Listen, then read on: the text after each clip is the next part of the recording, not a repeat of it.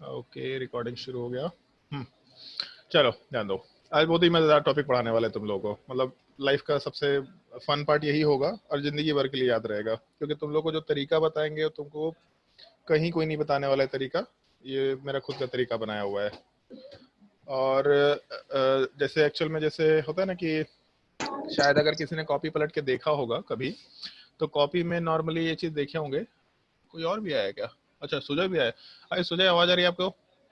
Yes sir. तुमने तो class किया नहीं है, लास्ट क्लास कुछ आइडिया है क्या पढ़ाया था लिखाया था? No sir. तुमको इलेक्ट्रोनेगेटिविटी का आइडिया है? हाँ, बस डेफिनेशन पता है। उसका सीरीज मालूम है? नहीं, बस फ्लोरीन इज मोस्ट इलेक्ट्रोनेगेटिव इतना पता है। कूल, तो हम तुमको एक सीरीज दिखा रहे हैं, बस वो सीरीज छाप लो अभी के लिए, ठीक है? मतलब तुमको बस वो ऑर्डर नोट करना है। तुम्हारे स्क्रीन पे दिख रहा है तुमको सीरीज? कुछ कुछ स्क्रीन दिखाई दे हाँ। रहा है? हाँ, तो इसमें जो ये नीचे है ना, ये सबसे नीचे में एक सीरीज दे रखा है, FONCL। बस ये ऑर्डर नोट कर लो, इससे काम चल जाएगा अभी मेरा। हाँ। हाँ, ये बाकी लोग तब तक ध्यान दो। तो जैसे इसमें हम लोग चैप्टर नंबर 3 में एक टॉपिक डिस्कस करते हैं जिसको लेविस स्ट्रक्चर बोलते हैं या लेविस डॉट स्ट्रक्चर बोलते हैं। चैप्टर नंबर 4 में भी इसका यूज पड़ता है और हम लोग इसको काफी डिटेल में डिस्कस करेंगे लेविस स्ट्रक्चर को, जो तुम्हारे क्लास 11th में केमिकल बॉन्डिंग का पार्ट होगा, सबसे शुरू में ही पार्ट होगा। हम लोग उसको यहीं पे डिस्कस करेंगे। बहुत ही ज्यादा रिगोरस क्वेश्चंस नहीं कराएंगे हम, लेकिन ऑलमोस्ट सारे टाइप के क्वेश्चंस हम लोग डिस्कस कर लेंगे। बहुत ही सिंपल, बहुत ही लॉजिकल तरीके से इस चीज को डिस्कस करेंगे, तो लोग को मजा आएगा। और मेरा एक सजेशन होगा इसमें, सिंपल सा सजेशन होगा कि जैसे नोट कर लिया सुजय? Yes sir. ओके, मेरा एक सिंपल सा सजेशन होगा। अगर तुम लोगों को इस टॉपिक में डाउट रह गया, फिर भी मेरे हिसाब से डाउट नहीं होना चाहिए, बट अगर डाउट रह गया तो सीधा पूछ लेना हमसे कि सर ये चीज का हमको फिर से एक बार डिस्कशन करना है। हम फोन पे भी डिस्कशन कर लेंगे, क्योंकि अगर गूगल करेंगे इन केस, तो तुमको कुछ रूल रेगुलेशन समझाए जाएंगे कि इसका ये इस तरीके से हम लोग कैलकुलेशन कर सकते हैं, इसका इस रूल से कैलकुलेशन कर सकते हैं। और जब आप रूल्स के चक्कर में पड़ेंगे तो कंफ्यूजन होगा, क्योंकि तुम्हारे लेवल की चीजें नहीं है। इनफैक्ट रूल वाली चीजें कॉम्प्लिकेटेड है, तो सिंपल तरीके से एकदम बात करेंगे हम लोग, लॉजिकल तरीके से बात करेंगे। तुमको लॉजिक जिंदगी भर याद रहेगा। मतलब जिन लोगों को पूरे 2 साल में केमिस्ट्री का कुछ नहीं याद रहता, उनको लेविस स्ट्रक्चर याद रहता ही रहता है, जिस तरीके से हम बताएंगे। तो जैसे उस सीरीज को थोड़ा ध्यान रखना है, इलेक्ट्रोनेगेटिविटी वाले पार्ट को अपने कॉपी में देख करके आराम से उस चीज को कंसिडर कर सकते हैं। बेसिकली लेविस स्ट्रक्चर जब हम लोग ड्रॉ करेंगे, तो इस लेविस स्ट्रक्चर को ड्रॉ करते वक्त हम लोग को ऐसा कंसिडर करना होता है। जैसे मान लो कि CH4 है, तो इस CH4 वाले पार्ट में जो हम लोगों के सारे एलिमेंट्स है, कार्बन वाले एलिमेंट्स, हाइड्रोजन वाले एलिमेंट्स, ये एक्चुअल में नेचर में किस तरीके से अरेंज्ड है। एटलीस्ट एक 2 डायमेंशन रिप्रेजेंटेशन के लिए, मतलब पेपर के रिप्रेजेंटेशन के लिए सारे एलिमेंट्स आपस में किस तरीके से अटैच्ड है, हम लोग को इस चीज का डिस्कशन करना है। जैसे CH4 वाले पार्ट में जो कार्बन वाला पार्ट है, वो सारे के सारे हाइड्रोजन से अटैच्ड है। और जब हाइड्रोजन से अटैच्ड है, तो किस तरीके से अटैच्ड है ये हम लोगों ने थोड़ा बहुत डिस्कशन किया था वैलेंसी वाले पार्ट में। उस टाइप का डिस्कशन हम लोग यहाँ पे भी करेंगे, थोड़ा एक्सटेंडेड डिस्कशन करेंगे हम लोग। तो एक तो ये चीज कि CH4 वाले पार्ट में कार्बन के रिस्पेक्ट में सारे हाइड्रोजन किस तरीके से अरेंज्ड है, हम लोग को ये अरेंजमेंट का एक रफ आइडिया लेना है। जैसे मान लो हम लोग CO2 की बात करते हैं, तो इस केस में CO2 में कार्बन के रिस्पेक्ट में ऑक्सीजन इस तरीके से अरेंज होता है, ऐसा हम लोग लिख सकते हैं। मान लो अगर हम लोग H2SO4 की बात करते हैं, तो इस केस में जो S वाला पार्ट है उसके रिस्पेक्ट में सारे के सारे एटम्स इस तरीके से एग्जिस्ट करते हैं नेचर में। अब नेचर में एक्चुअल में मॉलिक्यूल 3 डायमेंशन स्पेस में एग्जिस्ट करता है, वो 2 डायमेंशन में एग्जिस्ट नहीं करता। बट हम लोग केवल उसका 2 डायमेंशनल रिप्रेजेंटेशन यूज कर रहे हैं, इसलिए हम लोग यहाँ पे टर्म यूज कर रहे हैं लेविस स्ट्रक्चर। 10th क्लास तक में इस चीज को लेविस डॉट स्ट्रक्चर बोला जाता है। इसको कैसे बना सकते हैं ये हम लोग डिस्कस कर लेंगे सबसे लास्ट में, लेकिन हम लोग डॉट स्ट्रक्चर अभी डिस्कस नहीं करेंगे। हम लोग लेविस स्ट्रक्चर पहले डिस्कस करेंगे, क्योंकि ये चीज सीख लिया तो तुम्हारे रिडॉक्स का पार्ट बहुत ही इजीली तुमको समझ में आएगा। तुम्हारे एसिडिक बेसिक स्ट्रेंथ वाला पार्ट, मतलब जो कंपाउंड है उसमें कितने H प्लस हो सकते हैं, नहीं हो सकते, कंजुगेट एसिड, कंजुगेट बेस, ये सारे कंसेप्ट बहुत ही सिंपल तरीके से समझ में आने शुरू हो जाएंगे। एसिडिक स्ट्रेंथ, बेसिक स्ट्रेंथ, उन सब चीज़ों को हम लोग आराम से कंपेयर कर पाएंगे। जो कार्बन का स्ट्रक्चर है, जैसे आगे जाने के बाद इथेन, मीथेन, प्रोपेन, ब्यूटेन, ये सब स्ट्रक्चर्स काफ़ी इजीली समझ में आने शुरू हो जाएंगे। अभी के लिए अगर केवल 10th क्लास पढ़ते हैं तो लगेगा कि तुमको रटना है सब कुछ, लेकिन इस चीज़ को अगर सीख लिया तो तुमको उसका लॉजिकल रिलेशन या फिर एक जनरलाइजेशन समझ में आना शुरू होगा कि हम लोग कार्बन के रिस्पेक्ट में कैसे सारे एटम्स को अरेंज किए हैं, कार्बन के रिस्पेक्ट में कैसे दोनों ऑक्सीजन एटम को अरेंज करके चल रहे हैं। ये सब चीज़ें तुमको समझ में आनी शुरू होंगी। ठीक है, एक छोटा सा पार्ट है जो हम लोग डिस्कशन करेंगे, शायद लास्ट क्लास में डिस्कस किया भी था, कि जब भी कोई दो एटम आपस में कंबाइन करता है, लास्ट क्लास में मेंशन भी किया था, तो जब भी कोई दो एटम आपस में कंबाइन करके एक बॉन्ड का फॉर्मेशन करेगा, एक हमेशा दो एटम्स के कॉम्बिनेशन के बाद, कोई भी दो एटम हो, सेम एटम हो, डिफरेंट एटम हो, डजेंट मैटर, बट हमेशा जब भी कोई दो एटम आपस में कंबाइन करेंगे तो उनके कॉम्बिनेशन से जो भी इंट्रैक्शन होता है, जिस भी टाइप का इंट्रैक्शन हो, उस इंट्रैक्शन वाले पार्ट को ही हम लोग बॉन्डिंग बोलते हैं। मतलब बेसिकली बोलते हैं मॉलिक्यूल का फॉर्मेशन हो गया या कंपाउंड का फॉर्मेशन हो गया, बेसिकली बॉन्ड का फॉर्मेशन हो गया। तो वो जो इंट्रैक्शन है वो दो तीन तरह का हो सकता है। इनफैक्ट आगे जाने के बाद मालूम पड़ेगा कि और भी तरीके हो सकते हैं, बट अभी तक के लिए हम लोगों को इंट्रैक्शन में तीन चीज़ें कंसिडर करनी है केवल। हम लोग बाकी बचे हुए कंसिडरेशंस को अभी नहीं डिस्कस करेंगे। अगर हम लोग का 10th क्लास का सिलेबस कंप्लीट होगा, 11th क्लास का टॉपिक शुरू करेंगे तो हम लोग उस चीज़ को अभी भी डिस्कस कर लेंगे। लेकिन फिलहाल के लिए 10th तक के लेवल में हम लोग उन इंट्रैक्शन को केवल तीन पार्ट में डिवाइड करके रखेंगे, जिसमें मेजर पार्ट केवल ये दोनों है। एक आयनिक इंट्रैक्शन, जिसको आयनिक बॉन्डिंग भी बोल सकते हैं या फिर आयनिक बॉन्ड बोल सकते हैं। दूसरा कोवेलेंट इंट्रैक्शन, या इसी चीज़ को हम लोग कोवेलेंट बॉन्ड बोल सकते हैं। और एक्चुअल में एक और टर्म होता है कोऑर्डिनेट बॉन्ड, और इस चीज़ को हम लोग डेटिव बॉन्ड भी बोलते हैं। क्यों बोलते हैं इसका लॉजिक हम थोड़ा आगे समझाएंगे, बट अभी के लिए कोऑर्डिनेट बॉन्ड या फिर डेटिव बॉन्ड वर्ड यूज़ कर सकते हैं।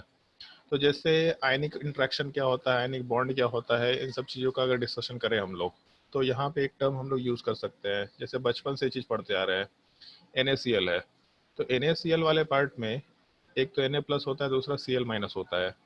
तो बेसिकली एक पॉजिटिव चार्ज वाला पार्ट एक नेगेटिव चार्ज वाले पार्ट के साथ इंट्रैक्शन कर रहा है।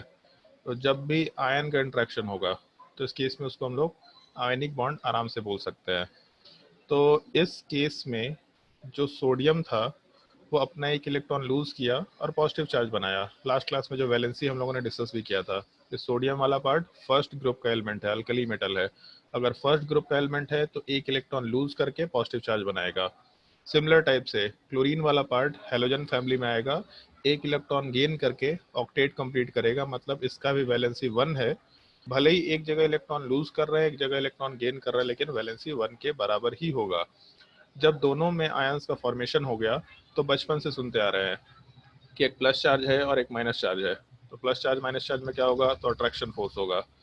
तो दो एटम्स जब आपस में क्लोजली बॉन्डेड हैं या आपस में क्लोज आ रहे हैं तो डेफिनेटली अट्रैक्शन फोर्स रहा होगा, तभी उधर एटम्स क्लोज आ रहे हैं, अदरवाइज ये इंट्रैक्शन ही नहीं हो सकता। मतलब दो पॉजिटिव चार्ज के बीच में कोई इंट्रैक्शन नहीं होगा, दो नेगेटिव चार्ज के बीच में कोई इंट्रैक्शन नहीं हो सकता, हमेशा एक प्लस और एक माइनस चीज होगा। तो ये जो आयनिक बॉन्ड है, ये पार्ट हमेशा आयंस के फॉर्मेशन के थ्रू होता है। तो इनफैक्ट आयंस के फॉर्मेशन के थ्रू जब बॉन्ड बनता है तो उसको बॉन्ड भी नहीं बोला जाता। एक टर्म शायद सुना होगा तुम लोगों ने, इलेक्ट्रोस्टैटिक वर्ड। चार्ज के बीच में जो भी इंट्रैक्शन है वहां पे हम लोग टर्म इलेक्ट्रोस्टैटिक यूज कर सकते हैं। तो यहाँ वाले पार्ट को हम लोग इलेक्ट्रोस्टैटिक इंट्रैक्शन बोलते हैं। और इसलिए भी ऐसा कंसिडर किया जाता है कि जो आयनिक बॉन्ड है, इस चीज को एक बॉन्ड नहीं कंसिडर किया जाता, मतलब इसको एक्चुअल में एक बॉन्ड के जैसा कंसिडर नहीं किया जाता है। कोई कॉम्बिनेशन नहीं हो रहा, केवल आयंस का इंट्रैक्शन हो रहा है। जैसे उसका ऐसा समझो, मान लो एक पॉजिटिव चार्ज है तो उसके बगल में एक नेगेटिव चार्ज है, तो फोर्स ऑफ अट्रैक्शन होगा। अगर नेगेटिव चार्ज ऊपर भी आ गया तो इसको भी सेम फोर्स ऑफ अट्रैक्शन मिलेगा। नेगेटिव चार्ज एक और आ गया, यहाँ भी सेम फोर्स ऑफ अट्रैक्शन होगा। तो अगर इस तरीके से नेगेटिव चार्जेस वाले पार्ट अलग अलग डायरेक्शंस में भी होंगे तो भी ये पॉजिटिव चार्ज सारे के सारे नेगेटिव चार्जेस पे एग्जैक्टली सेम इंट्रैक्शन फोर्स लगाएगा। तो जैसे हम लोग ऊपर लिखे थे अभी NaCl, तो मान के चल रहे थे कि एक पॉजिटिव चार्ज और यहाँ एक माइनस चार्ज है, लेकिन अगर एक पॉजिटिव चार्ज की जगह पे यहाँ पे 6, 7, 8 माइनस चार्ज हो जाए तब क्या होगा? तो तब भी तो सारे का सारा पॉजिटिव चार्ज सारे के सारे नेगेटिव चार्ज को इक्वल फोर्स ऑफ अट्रैक्शन दे रहा है। इनफैक्ट आगे जाने के बाद मालूम पड़ेगा तुम लोगों को कि Na और Cl नहीं होता, हम लोग नॉर्मली Na6Cl6 लिखते हैं, मतलब 6 पॉजिटिव चार्ज और 6 नेगेटिव चार्ज। ये जो आयनिक कंपाउंड है ये 3 डायमेंशन में कैसे एग्जिस्ट करता है उसके स्ट्रक्चर्स को भी हम लोग प्रॉपरली डिस्कस करते हैं, और उस चीज़ का डिस्कशन जो होगा वो एक टॉपिक चलता है सॉलिड स्टेट के नाम से, जैसे लिक्विड स्टेट, गैसेज स्टेट और सॉलिड स्टेट। तो सॉलिड स्टेट में हम लोग इन इंट्रैक्शन वाले पार्ट या फिर इन इंट्रैक्शन से मॉलिक्यूल किस किस स्ट्रक्चर्स में एग्जिस्ट कर सकते हैं, ऐसा हम लोग इंट्रैक्शन की बात करते हैं। तो बेसिकली आयनिक बॉन्ड जो है ये केवल इलेक्ट्रोस्टैटिक इंट्रैक्शन है, कोई बॉन्ड नहीं है। लेकिन क्योंकि इंट्रैक्शन होने से सिस्टम स्टेबिलिटी गेन करता है, जब भी कभी फोर्स ऑफ अट्रैक्शन आएगा सिस्टम स्टेबिलिटी गेन करता है, और अगर स्टेबिलिटी गेन करता है तो हम लोग बोल देते हैं कि बॉन्ड फॉर्मेशन हो रहा। तो हम लोग इस आयनिक बॉन्ड को एक बॉन्ड के जैसा मानते हैं, बट ये पॉइंट थोड़ा थियोरेटिकली ध्यान रखना, ionic bond is not a true bond, ऐसा हम लोग आराम से कंसिडर कर सकते हैं। ठीक है। दूसरा पार्ट होता है कोवेलेंट बॉन्ड। लास्ट क्लास में एक्सप्लेन किया था इस चीज को। जैसे मान लो कि अगर हम लोग फ्लोरीन ले और दूसरा फ्लोरीन ले, तो लास्ट क्लास में बताया था कि ग्रुप नंबर 1 जो है उसका वैलेंसी 1 होता है, उसमें वैलेंस इलेक्ट्रॉन वाले पार्ट अगर काउंट करें तो 1 होता है। ग्रुप नंबर 2 मतलब अल्कली वाले पार्ट के बाद अल्कलाइन अर्थ मेटल्स, उसमें वैलेंसी वाला पार्ट होता है, वैलेंस इलेक्ट्रॉन 2 होता है। ग्रुप नंबर 13 मतलब बोरोन फैमिली, बोरोन फैमिली वाले पार्ट में वैलेंसी वाला पार्ट 3 होता है, वैलेंस इलेक्ट्रॉन 3 होता है। फिर कार्बन वाला part nitrogen family, oxygen family, halogen family. 13 के बाद ग्रुप नंबर 14, 15, 16, 17 ऐसा कंसिडर कर सकते हैं। वैलेंस इलेक्ट्रॉन 4, 5, 6, 7 होता है, लेकिन वैलेंसी 1, 2, 3, 4 के बाद वापस से 3 to 1 होना शुरू होता है। तो फ्लोरीन को एक्चुअल में केवल एक ही इलेक्ट्रॉन चाहिए।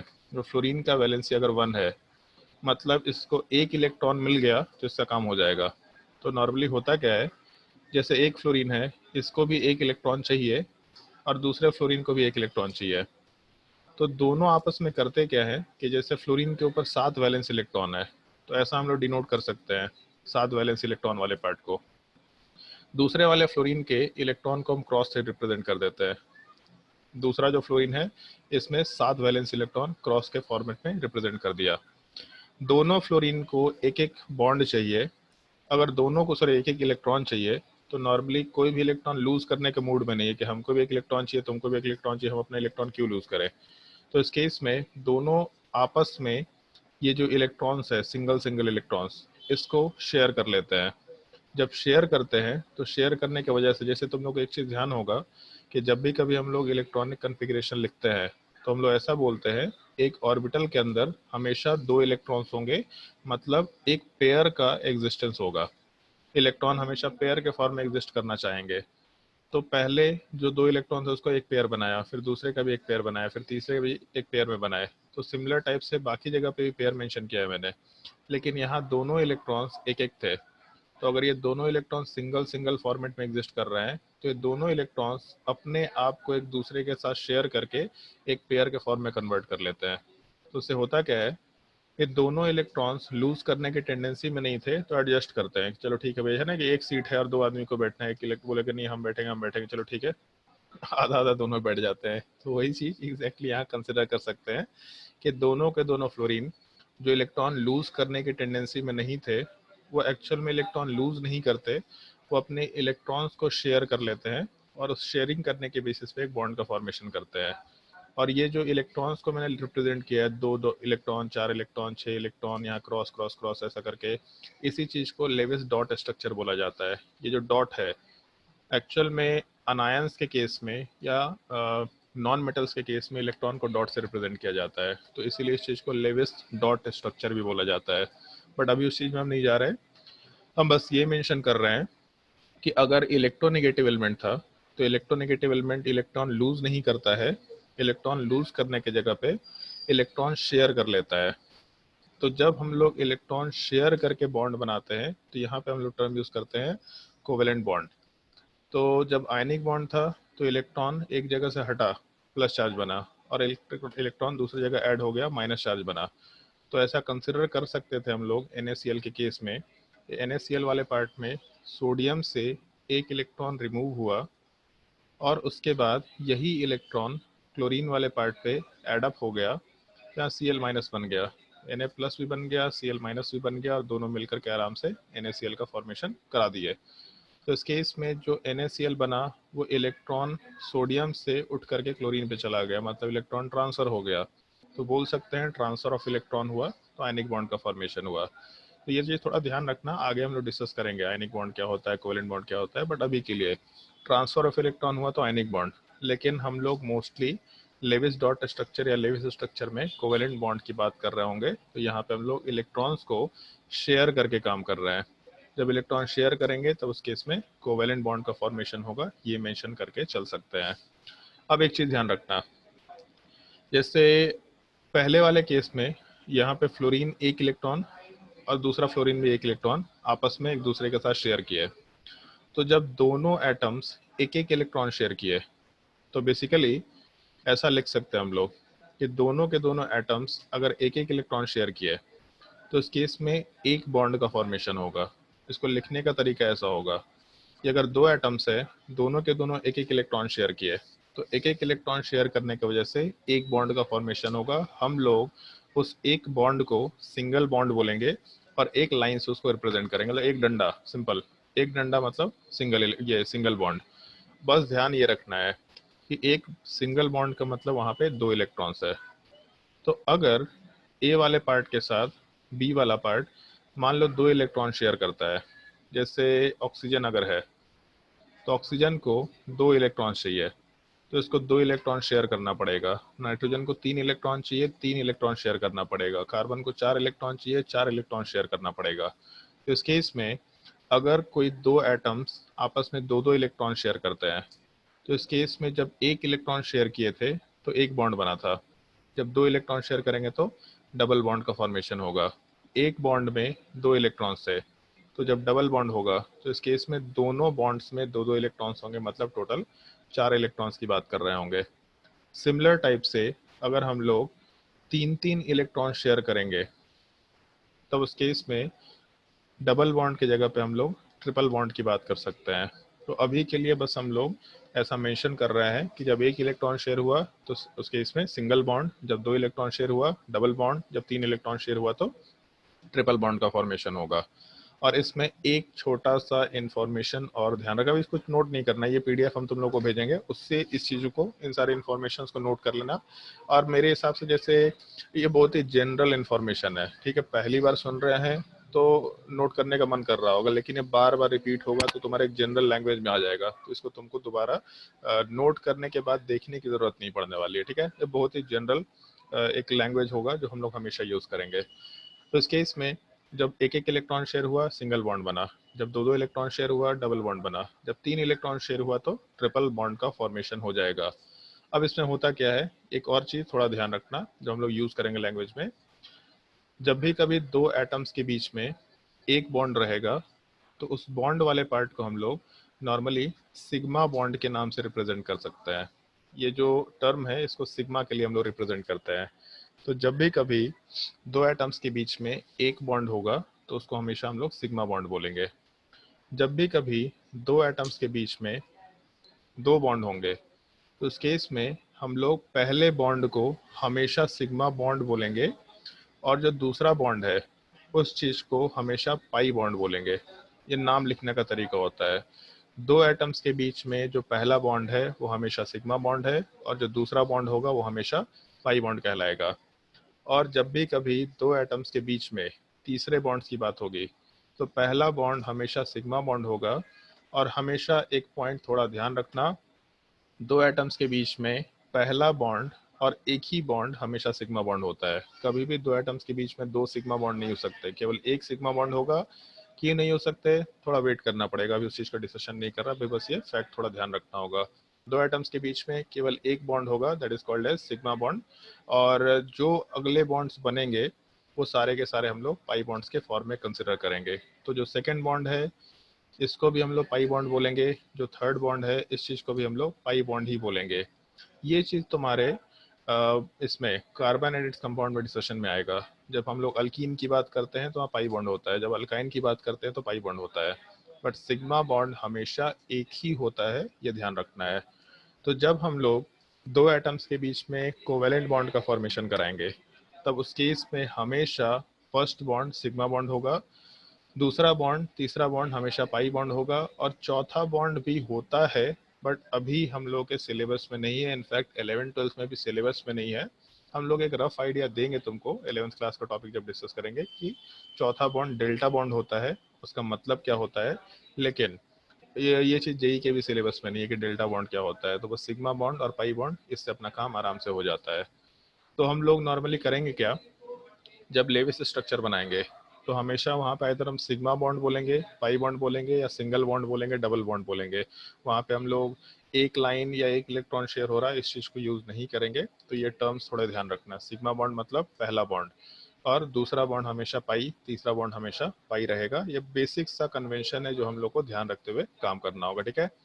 कोऑर्डिनेट बॉन्ड क्या होता है, इस चीज़ के लिए थोड़ा वेट करते हैं अभी हम लोग। मतलब यहाँ जो 3 बॉन्ड लिखे थे, आयनिक बॉन्ड, कोवेलेंट बॉन्ड और कोऑर्डिनेट बॉन्ड, तो ये थर्ड पार्ट को हम लोग टाइम के साथ मेंशन करेंगे। अभी कुछ एग्जांपल्स जब डिस्कस करेंगे तब उसके बाद मेंशन करना शुरू करेंगे, जो हम लोग को थोड़ा ध्यान रखना होगा। मेन पार्ट यहाँ से शुरू होता है कि हम लोग जब मॉलिक्यूल का स्ट्रक्चर बना रहे थे, ये CH4 में सारे एटम्स आपस में कैसे एग्जिस्ट करेंगे, तो जो उसका स्ट्रक्चर बना रहे थे हम लोग, उसमें ऐसा मेंशन किया था। जैसे CH4 है तो कार्बन के अलोंग टोटल 4 हाइड्रोजन एग्जिस्ट कर रहे हैं।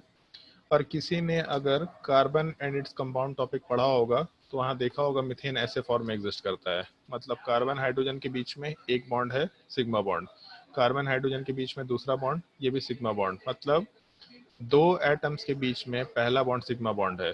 एक एटम अगर 4 बॉन्ड बना रहा तो दिक्कत नहीं है, बट कोई भी दो एटम्स के बीच में, जैसे यहाँ पे H1 मेंशन कर दिया तो CH1, इनके बीच में सिग्मा बॉन्ड है। इधर H2 मेंशन किया तो C और H2 के बीच में जो बॉन्ड है वो भी सिग्मा बॉन्ड है। कार्बन और H3 के बीच में जो बॉन्ड है वो भी सिग्मा बॉन्ड है, और कार्बन और H4 के बीच में जो बॉन्ड है वो भी सिग्मा बॉन्ड है। तो जो हम लोगों का CH4 है वो नेचर में जो एग्जिस्ट कर रहा, उसमें कार्बन सारे के सारे हाइड्रोजन के साथ सिंगल बॉन्ड के साथ एग्जिस्ट कर रहा है। इस स्ट्रक्चर के रिप्रेजेंटेशन को हम लोग नॉर्मली लेविस स्ट्रक्चर या लुईस स्ट्रक्चर बोल सकते हैं। जो प्रोनाउंसिएशन करना है कर सकते हैं, लेविस स्ट्रक्चर बोलो, लुईस स्ट्रक्चर बोलो, तुम्हारी मर्जी है, कोई दिक्कत नहीं। हम लोग उसको लेविस स्ट्रक्चर ही बोलेंगे ताकि स्पेलिंग कंसिडर करने में कोई दिक्कत ना हो। अब ये पॉइंट है कि हाँ भाई क्षितिज बोलो। सर ये हम लोग जो अभी CH4 पढ़ रहे हैं, इसमें जो हाँ, H1 H2 H3 लिखा हुआ है सिग्मा हाँ, बॉन्ड, ये उसके लिए है ना, मतलब हाइड्रोजन का एटम डिनोट कर रहा है ये। हाइड्रोजन का एटम डिनोट नहीं कर रहा। मतलब H1 तो केवल H ये वाला पार्ट को डिनोट कर रहा है कि जो हाँ ऊपर। वही मैं पूछ रहा था, मतलब H2 ऐसा नहीं ना कि H2 अलग से दो दो बॉन्ड का बनाया नहीं नहीं हुआ नहीं है। नहीं, नहीं। H2 मतलब इस हाइड्रोजन के साथ कार्बन का कितना बॉन्ड है, कौन से टाइप का बॉन्ड है, तो सिग्मा बॉन्ड है, ठीक है। ये ठीक है सर। सर चलो, ये सारे जो हम लोग लेविस स्ट्रक्चर में बॉन्डिंग देख रहे हैं ये सब कोवेलेंट बॉन्ड के लिए है। हाँ ये सारे के सारे कोवेलेंट बॉन्ड के लिए हैं, क्योंकि नॉन मेटल्स हमेशा इलेक्ट्रॉन का शेयरिंग करते हैं। तो जब इलेक्ट्रॉन का शेयरिंग करते हैं तो उस केस में नॉर्मली कोवेलेंट बॉन्ड का फॉर्मेशन कराते हैं, ठीक है। अभी जो हम लोग लेविस स्ट्रक्चर की बात कर रहे हैं उसमें बाय डिफॉल्ट मान के चलना हम लोग कोवेलेंट बॉन्ड की बात कर रहे हैं। आयनिक कंपाउंड का लेविस डॉट स्ट्रक्चर होता है, वो कैसे बना सकते हैं उसके कुछ एग्जांपल्स इन सारे लेविस स्ट्रक्चर्स के बाद हम लोग डिस्कस करना शुरू करेंगे। वो भी पॉसिबिलिटी आएगा ताकि तुम लोग को वो लेविस डॉट स्ट्रक्चर वाला पार्ट समझ में आना शुरू हो जाए, ठीक है। चलो ध्यान दो। अब जैसे एक चीज यहाँ देख सकते हैं, मान लो अगर हम लोग हाइड्रोजन की बात करें तो हाइड्रोजन का इलेक्ट्रॉनिक कन्फिग्रेशन 1s1 है। तो 1s1 का मतलब इसको ऑक्टेट पूरा करने के लिए या नोबल गैस कॉन्फ़िगरेशन में जाने के लिए, बेसिकली डुप्लेट पूरा करने के लिए केवल एक इलेक्ट्रॉन चाहिए। तो इसका जो वैलेंसी है वो आराम से हम लोग 1 के बराबर ले सकते हैं। और कार्बन के केस में जस्ट अभी मेंशन किया था ऊपर वाले पार्ट में, कार्बन के केस में वैलेंसी 4 होना चाहिए, यहाँ मेंशन किया था। वैलेंसी इलेक्ट्रॉन 4 है तो वैलेंसी वाला पार्ट भी 4 होगा। अब 4 इलेक्ट्रॉन लूज करे या 4 इलेक्ट्रॉन गेन करे, बट वैलेंस इलेक्ट्रॉन 4 के बराबर है, मतलब वैलेंसी 4 के बराबर है। तो कार्बन के केस में वैलेंसी 4 है। तो दोनों अगर नॉन मेटल्स हैं इसका मतलब ऐसा बोल सकते थे कि जब इन दोनों में कॉम्बिनेशन हुआ तो कार्बन अपने 4 इलेक्ट्रॉन शेयर करके बाहर से 4 इलेक्ट्रॉन ले आएगा, क्योंकि एक इलेक्ट्रॉन शेयर करते हैं तो बाहर का एक इलेक्ट्रॉन लेके आते हैं, दूसरा इलेक्ट्रॉन शेयर करते हैं तो बाहर का दूसरा इलेक्ट्रॉन लेके आते हैं, तीसरा इलेक्ट्रॉन शेयर करते हैं तो बाहर से तीसरा इलेक्ट्रॉन लेके आते हैं। तो बेसिकली कार्बन को टोटल 4 इलेक्ट्रॉन्स रिक्वायर्ड है ऑक्टेट पूरा करने के लिए। तो ये अपने चारों इलेक्ट्रॉन्स अगर शेयर करेगा तो उस केस में सामने से 4 इलेक्ट्रॉन लेके आ पाएगा। और हाइड्रोजन के साथ प्रॉब्लम क्या है कि इसके पास एक ही इलेक्ट्रॉन है। अगर एक इलेक्ट्रॉन है तो शेयर भी एक ही कर सकता है और इसकी कोई दिक्कत भी नहीं है, इसको जाना भी डुप्लेट में है, इसको चाहिए भी एक ही इलेक्ट्रॉन। तो जो हाइड्रोजन वाला पार्ट है इसको एक इलेक्ट्रॉन रिक्वायर्ड है, मतलब ये अपना एक इलेक्ट्रॉन शेयर करके आराम से काम कर सकता है। तो जब ये अपना इलेक्ट्रॉन शेयर करेगा तो इसका काम हो जाएगा। तो अब एक चीज देखो, जैसे कार्बन को 4 इलेक्ट्रॉन शेयर करना था और हाइड्रोजन को एक इलेक्ट्रॉन शेयर करना था, तो दिख रहा है कि अगर 4 हाइड्रोजन होता तो इसके तरफ से 4 इलेक्ट्रॉन शेयरिंग के लिए मिल जाते, और अगर एक हाइड्रोजन होता, सॉरी एक कार्बन होता, तो इस एक कार्बन के तरफ से भी 4 इलेक्ट्रॉन शेयरिंग करने के लिए मिल जाते। तो कार्बन को 4 इलेक्ट्रॉन्स मिल गए और हाइड्रोजन को 4 इलेक्ट्रॉन्स एक एक करके मिलते चले गए। मतलब एक कार्बन वाला पार्ट आराम से 4 हाइड्रोजन के साथ कंबाइन करके CH4 का फॉर्मेशन करा पा रहा है, दोनों इलेक्ट्रॉन्स की शेयरिंग कर रहा है और दोनों आपस में कंबाइन करके CH4 का फॉर्मेशन करा रहे हैं।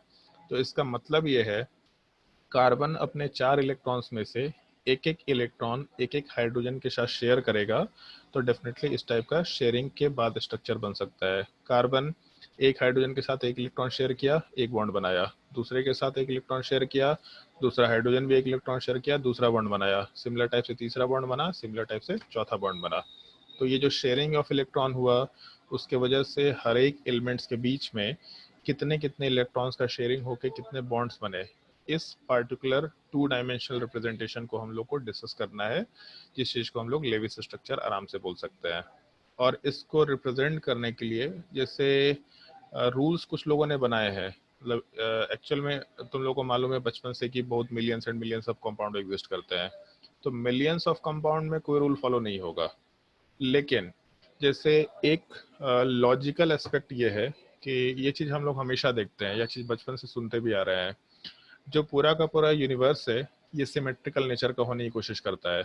जैसे एक चीज सुना होगा, सबसे सिमेट्रिकल जो शेप है वो स्फेयर होता है, क्योंकि स्फेयर वाले पार्ट में किसी भी डायरेक्शन में चले जाओ, किसी भी पार्टिकुलर डायरेक्शन में, जो स्फेयर वाला पार्ट है वो एग्जैक्टली सिमेट्रिकल टाइप का शेप देगा। जैसे मान लो कि अगर हम लोग स्फेयर का फॉर्मेशन कराते हैं तो एक सर्कल के फॉर्म में अगर इसको कंसिडर करें तो किसी भी डायरेक्शन में जाए हम लोग तो एग्जैक्टली हम लोग को सिमेट्रिकल टाइप का शेप मिलेगा। ऊपर गए तो नीचे एग्जैक्टली सेम टाइप का शेप मिल रहा है, लेफ्ट साइड में गए तो राइट साइड में अपोजिट डायरेक्शन में जाने पे सेम टाइप का शेप मिल रहा है। किसी भी डायरेक्शन में जाएंगे हमेशा हम लोग को सब कुछ सिमेट्रिकल दिख रहा है। स्क्वायर में हो सकता है, अगर मान लो स्क्वायर लेते हैं तो पॉसिबिलिटी है, लेकिन हर तरफ एग्जैक्टली सिमेट्रिकल चीजें मिलेंगी ऐसा जरूरी नहीं होता। मतलब मोस्ट सिमेट्रिकल फॉर्म जो है वो हम लोग स्फेरिकल को मान के चल सकते हैं। इसलिए अपने जो प्लैनेट्स वगैरह हैं वो सिमेट्रिकल शेप के, स्फेरिकल शेप के हैं, वो ओवल शेप का नहीं है, स्क्वायर शेप का नहीं है। हो सकता है कि हाँ भाई अर्थ ऐसा होना चाहिए, अर्थ ये मतलब क्या बोलते क्यूब के शेप का होना चाहिए अर्थ, हम कहे उसको स्फेयर मानेंगे। लेकिन जो भी नेचर में चीजें एग्जिस्ट कर रही हैं वो हमेशा एक सिमेट्रिकल शेप में एग्जिस्ट करने की कोशिश करती है, क्योंकि सिमेट्री होने से स्टेबिलिटी ज़्यादा होता है और सिमेट्री होने से चीज़ें ज़्यादा सुटेबल पोजीशन में मूव कर सकते हैं। जैसे मान लो कि हम लोग अपने घर में रहते हैं, सारा सामान बिखरा के रखो, तुम जब घर में जाओ तो तुमको वहाँ पे अच्छा एनर्जी फील नहीं होगा। लेकिन जब घर में सारी चीज़ें हम लोग अच्छे से अरेंज करके रखते हैं, मतलब एक सिंपल सिमेट्री में रखने की कोशिश करते हैं, तो तुमको अच्छा फील होता है।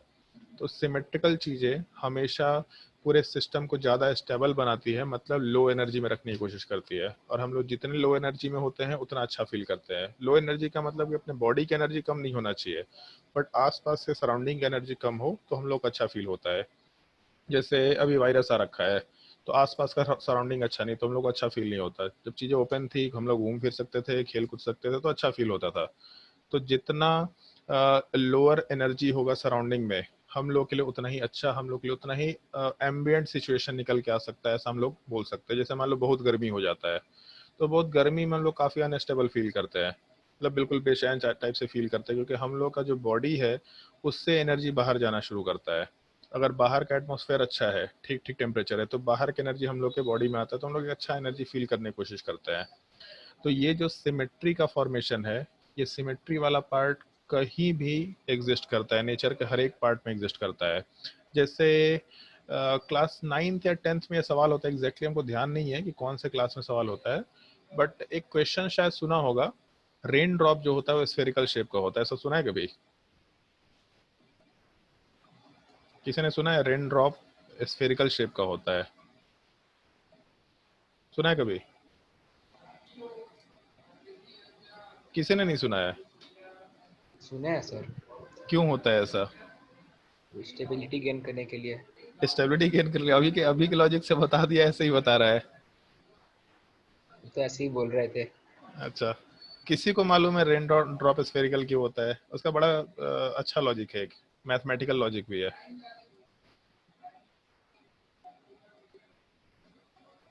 चलो इसका लॉजिक डिस्कस करते हैं। एक छोटा सा पॉइंट है जो याद रखना, जिंदगी भर याद रखना। शो हो सकता है किसी को मालूम भी हो, कुछ लोगों को, बट ध्यान रखना। अगर हम लोग वॉल्यूम को सेम रखते हैं तो उस केस में अलग अलग शेप्स में हम लोग सेम वॉल्यूम रखते हुए जब स्फेयर की बात करते हैं तो स्फेयर वाले पार्ट में सबसे मिनिमम सरफेस एरिया निकल के आता है। अगर कभी कैलकुलेशन किया होगा क्लास 10th में सरफेस एरिया वाले पार्ट का, ये चीज़ मेरे हिसाब से बहुत लोगों को मालूम होती है। अगर हम लोग अलग अलग शेप्स का वॉल्यूम लेके चलते हैं, मतलब सेम वॉल्यूम लेके चलेंगे, बस शेप अलग होना चाहिए, जैसे क्यूब हो गया, क्यूबॉइड हो गया, सिलेंडर हो गया, वॉल्यूम सेम है लेकिन सबका शेप अलग है, तो सारे शेप्स में जो शेप सबसे मिनिमम सरफेस एरिया एक्वायर करेगा वो स्फेरिकल शेप होता है। और जब स्फेरिकल शेप सबसे मिनिमम सरफेस एरिया एक्वायर करेगा तो नॉर्मली उससे होता क्या है कि हम लोग एक छोटा सा टर्म यूज करते हैं, सरफेस एनर्जी, जो कि लिक्विड्स के केस में होता है। और शायद किसी ने ये वर्ड सुना होगा, सरफेस टेंशन। कहीं कहीं एनसीईआरटी में मेंशन किया गया है, क्लास 11th में वो डिटेल में पढ़ते हैं हम लोग, बट सरफेस टेंशन वर्ड कहीं कहीं एनसीईआरटी में 9th-10th में मेंशन किया गया है, लोग उसको पढ़ते हैं बट भूल जाते हैं। होता क्या है नॉर्मली, जैसे जो सरफेस टेंशन है ये पूरे के पूरे लिक्विड को बाउंड करके रखने की कोशिश करता है। जैसे मान लो कि हम लोग एक एक्सपेरिमेंट देख सकते हैं, ये चीज़ आज यूट्यूब में भी देख सकते हैं। जैसे अगर पानी है, अगर पानी को हम लोग एक सरफेस पे रखते हैं तो पानी फैल जाता है, वो एक ड्रॉप के जैसा एग्जिस्ट नहीं करता, ऐसा मस्त एकदम फैल जाता है।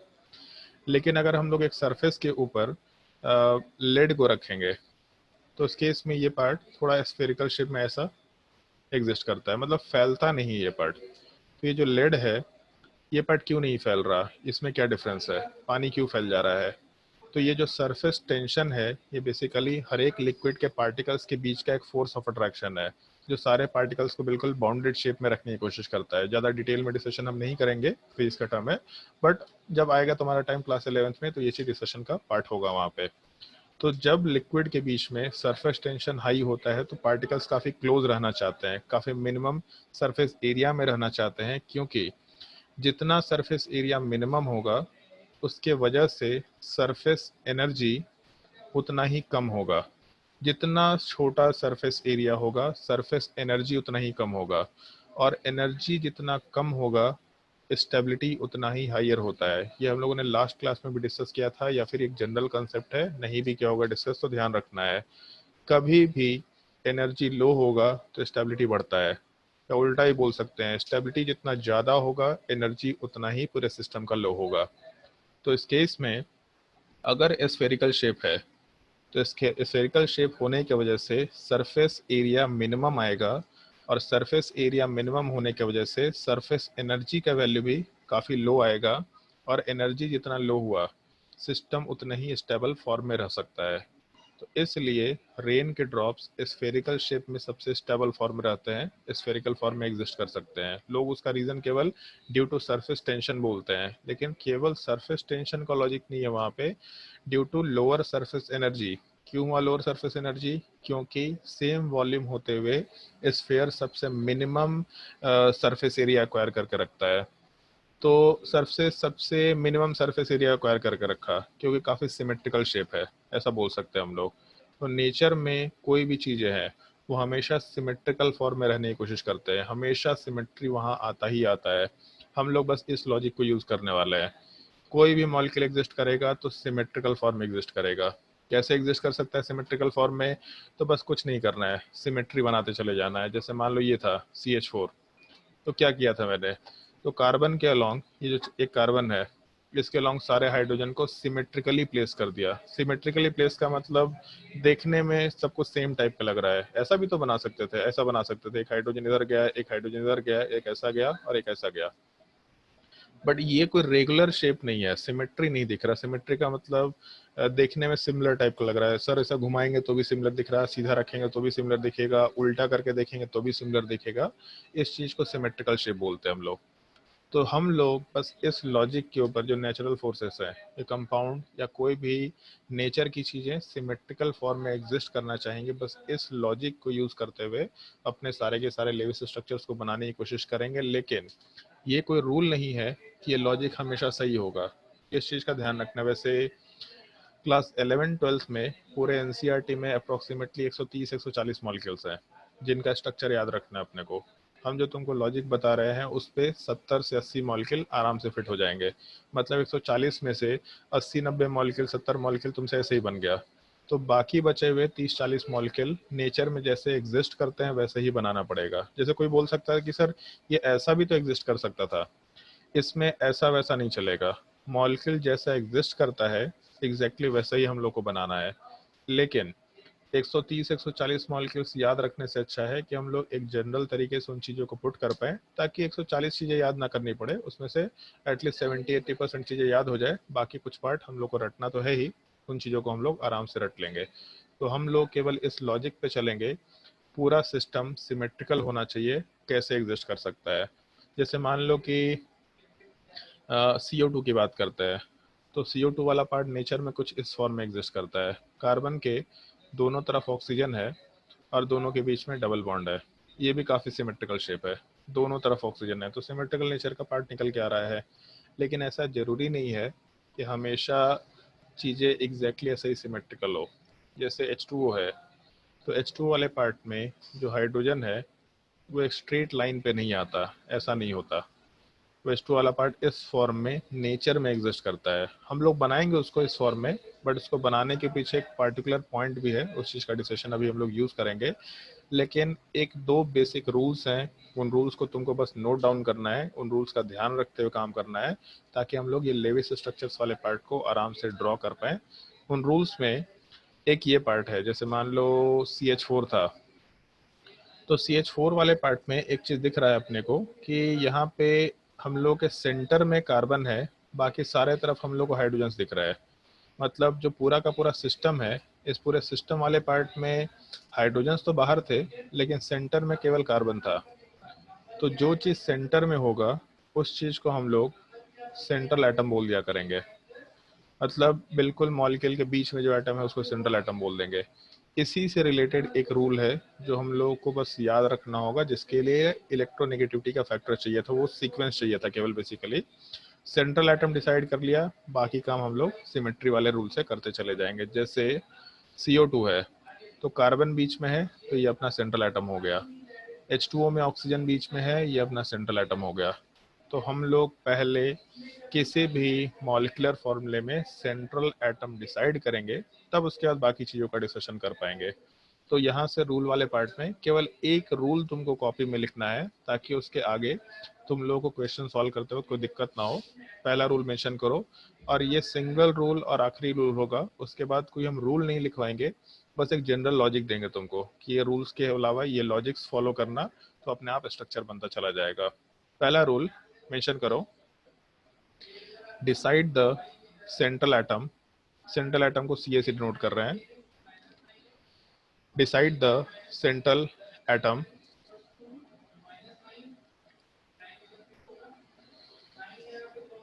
जिसमें सबसे पहला पार्ट ये होता है less electronegative atom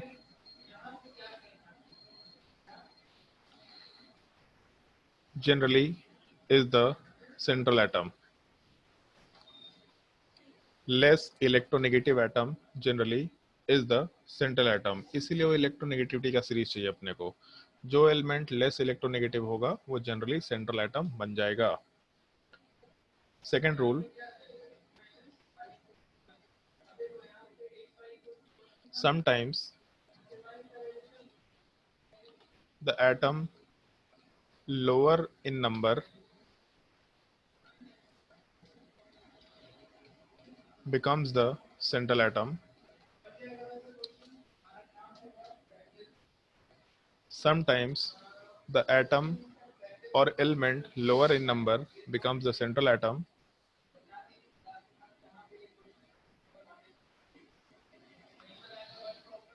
Or third part, in some cases the central atom is based on the given molecular formula. The central atom is based on the given molecular formula.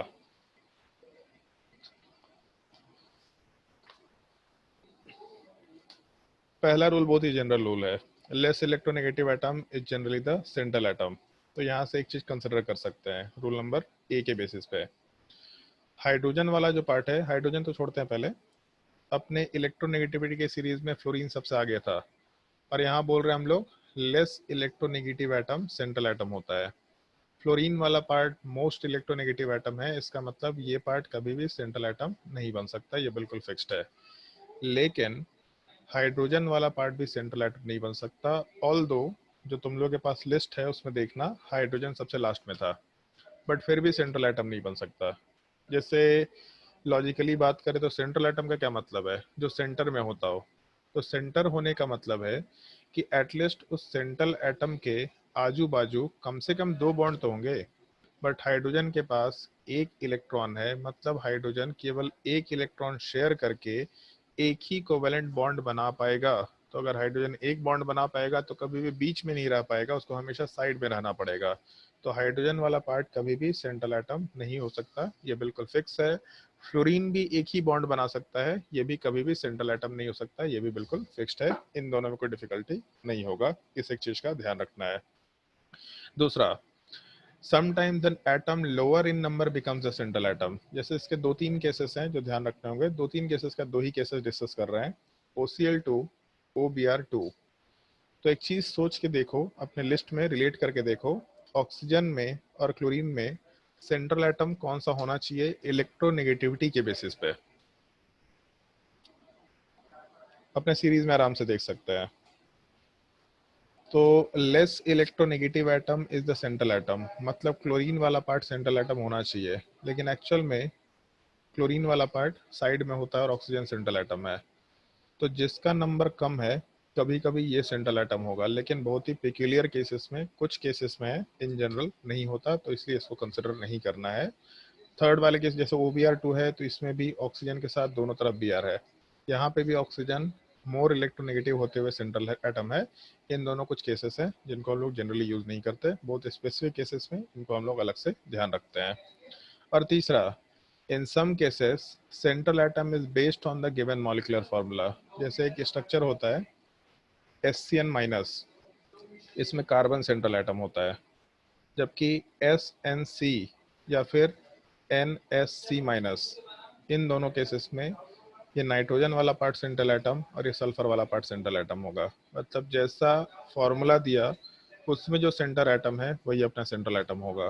तो इस तरह के भी कुछ केसेस एग्जिस्ट करते हैं जो हम लोग को थोड़ा ध्यान रखना होता है, बट अदरवाइज इन सब का लेविस स्ट्रक्चर बनाना अपने ज़्यादा काम का नहीं होता, इन सबको हम लोग फॉलो करके नहीं चल रहे होते हैं।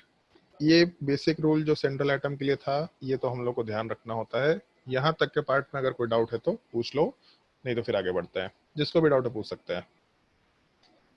सर, हाँ, तो सर ये पता कैसे लगाएंगे हम लोग कि कहाँ पे हम लोग कौन सा रूल अप्लाई करना है? जैसे मैंने एक चीज़ बोला तुम लोगों को कि जितने सिलेबस में मॉलिक्यूल्स 11-12 में, उसमें 70, 80, 90 मॉलिक्यूल में मेरा रूल फॉलो हो जाएगा। इनफैक्ट हर जगह पे सेंट्रल एटम का कुछ रूल फेल करता ही करता है, क्योंकि इनऑर्गेनिक केमिस्ट्री में एक्सेप्शन भरा हुआ है। जैसे पीरियोडिक टेबल में डाउन द ग्रुप जाने पर रेडियस बढ़ता है, लेकिन वहाँ एक एक्सेप्शन है। तो इस तरह के एक्सेप्शंस हैं। तो जो अलग से मॉलिक्यूल्स हैं उनको अलग से हम लोग ध्यान रखते हैं कि हाँ भाई ये अलग से स्ट्रक्चर था, इसको अलग से याद रखो। इन जनरल क्या बोलेंगे? हाँ, इन जनरल हम लोगों को दिक्कत नहीं, इन जनरल तो हम लोग जैसा फॉलो करते चल रहे थे वैसा ही चलेगा, तो उसमें कहीं कोई तकलीफ नहीं आने वाला है तुम लोगों को, ठीक है। वो हम लोग बता देंगे किन मॉलिक्यूल्स का अलग से ध्यान रखना होता है। अभी तो हम लोग सीख रहे हैं, अभी जनरलाइज वे में इस चीज़ को सीखना है, ताकि 90% मॉलिक्यूल जो है 80% मॉलिक्यूल अपने काम का उसमें कवर हो जाए, और उन मॉलिक्यूल्स वाले पार्ट से रिलेटेड जो भी हम लोग का आगे का थ्योरी वो चीज़ कवर हो जाए, तो कोई दिक्कत नहीं होने वाला है इसमें। और कोई डाउट? चलो, अगर डाउट नहीं है तो उसके आगे की बात करते हैं। जैसे मान लो वापस से CH4 की बात करते हैं। तो स्ट्रक्चर सबको मालूम है, बट अब बनाने का तरीका देखना और ढंग से इस चीज़ को सुनना। जो भी स्टेप्स बोलेंगे अगर उसमें कोई भी कंफ्यूजन होगा तो रिपीट करने बोलना, ठीक है। पहला काम, जो भी मॉलिक्यूलर फॉर्मूला दिया उसमें सेंट्रल एटम डिसाइड करना है तुम लोगों को। तो सेंट्रल एटम कैसे डिसाइड करेंगे? तो less electronegative atom becomes the central atom, लेकिन हाइड्रोजन कभी भी सेंट्रल एटम नहीं हो सकता। तो अगर हाइड्रोजन सेंट्रल एटम नहीं हो सकता तो कार्बन का कोई अलावा ऑप्शन नहीं है। तो पहला काम, सेंट्रल एटम डिसाइड किया, कार्बन, उसको लिख दो। उसके बाद बस एक काम करना है, सेंट्रल एटम के आजू बाजू सिमेट्रिकली सारे एलिमेंट को प्लेस कर दो। सिमेट्रिकली प्लेस करने का मतलब, जैसे यहाँ पे 4 हाइड्रोजन्स हैं, तो इस केस में सिमेट्रिकली चारों हाइड्रोजन को इसके बाहर प्लेस कर दो। तो प्लेस कर दिया। अब उसके बाद थोड़ा वैलेंसी का ध्यान रखना है। अब वैलेंसी प्लस वैलेंस इलेक्ट्रॉन, इन दोनों चीज़ों का बिल्कुल ध्यान रखते हुए काम करना है। हाइड्रोजन के केस में वैलेंसी कितना था? तो वैलेंस इलेक्ट्रॉन 1 था, इसका मतलब इसको 1 इलेक्ट्रॉन चाहिए था। अगर 1 इलेक्ट्रॉन चाहिए तो वैलेंसी वाला पार्ट 1 था। तो बस एक चीज़ काम करना है तुमको, एक बार सारे एलिमेंट्स को अरेंज कर दिया तो अब उसके बाद जो बाहर वाले एलिमेंट्स है इनका ऑक्टेट पूरा करा दो या इनका डुप्लेट पूरा करा दो। अंदर वाले एलिमेंट से मतलब नहीं है, हमेशा बाहर वाले एलिमेंट से मतलब रखना। जैसे हाइड्रोजन्स है तो हाइड्रोजन्स वाले पार्ट का डुप्लेट पूरा कराना है। तो 1 इलेक्ट्रॉन था, डुप्लेट के लिए 2 इलेक्ट्रॉन चाहिए, मतलब 1 इलेक्ट्रॉन कहीं से शेयर हो गया तो उससे काम हो जाएगा। मतलब आराम से बाहर वाले का डुप्लेट पूरा कराने के लिए 1 इलेक्ट्रॉन शेयर कर दिए। तो दूसरा हाइड्रोजन वाला पार्ट भी 1 इलेक्ट्रॉन चाहिए। अगर 1 इलेक्ट्रॉन चाहिए तो 1 बॉन्ड बनाएंगे। अगर ऑक्टेट पूरा कराने के लिए 2 इलेक्ट्रॉन चाहिए तो डबल बॉन्ड बनाएंगे। अगर ऑक्टेट पूरा कराने के लिए 3 इलेक्ट्रॉन चाहिए तो ट्रिपल बॉन्ड बनाएंगे। तो हाइड्रोजन को डुप्लेट पूरा करने के लिए 1 ही इलेक्ट्रॉन चाहिए, तो आराम से यहाँ पे 1 इलेक्ट्रॉन लिख सकते हैं, मतलब 1 बॉन्ड बना सकते हैं।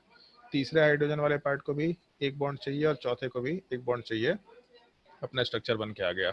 पहला काम सेंट्रल एटम बनाया, दूसरा काम बाकी बचे एलिमेंट्स को सिमेट्रिकली प्लेस कर दिया, और सिमेट्रिकली प्लेस करने के बाद बाहर वाले एलिमेंट्स का ऑक्टेट वाला पार्ट या डुप्लेट वाला पार्ट पूरा कराया, अपना लेविस स्ट्रक्चर बन के आ जाएगा। जैसे मान लो जो अपना CO2 मॉलिक्यूल था, तो पहला काम सेंट्रल एटम डिसाइड करना है हम लोगों को। कैसे डिसाइड कर सकते हैं? तो less electronegative atom will be the central atom. Series को देख के बता सकते हैं कि कार्बन वाला पार्ट लेस इलेक्ट्रोनेगेटिव एटम है, तो कार्बन अपना सेंट्रल एटम हो गया। दूसरा रूल, बाकी बचे एलिमेंट को सिमेट्रिकली प्लेस करो। तो सिमेट्रिकली का मतलब, अगर एक ऑक्सीजन को लेफ्ट साइड में प्लेस कर रहे हैं तो दूसरे को सिमेट्रिकली राइट साइड में प्लेस कर सकते हैं।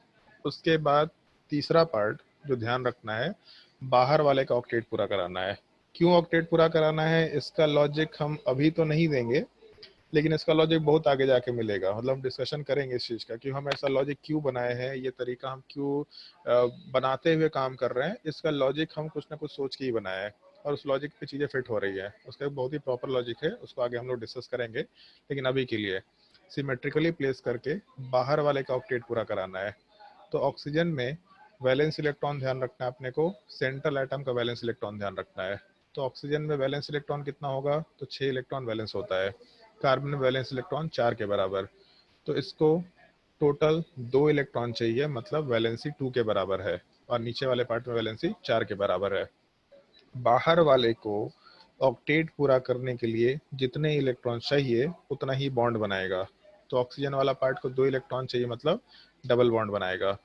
तो दूसरा ऑक्सीजन ये भी डबल बॉन्ड बनाएगा। अब अगर दोनों डबल बॉन्ड बना लिए तो एक चीज़ देखो यहाँ पे, कार्बन वाला पार्ट टोटल कितना बॉन्ड बना रखा है, देख के मालूम पड़ रहा होगा। कार्बन कितना बॉन्ड बना रखा? सर 2 सिग्मा 2 पाई।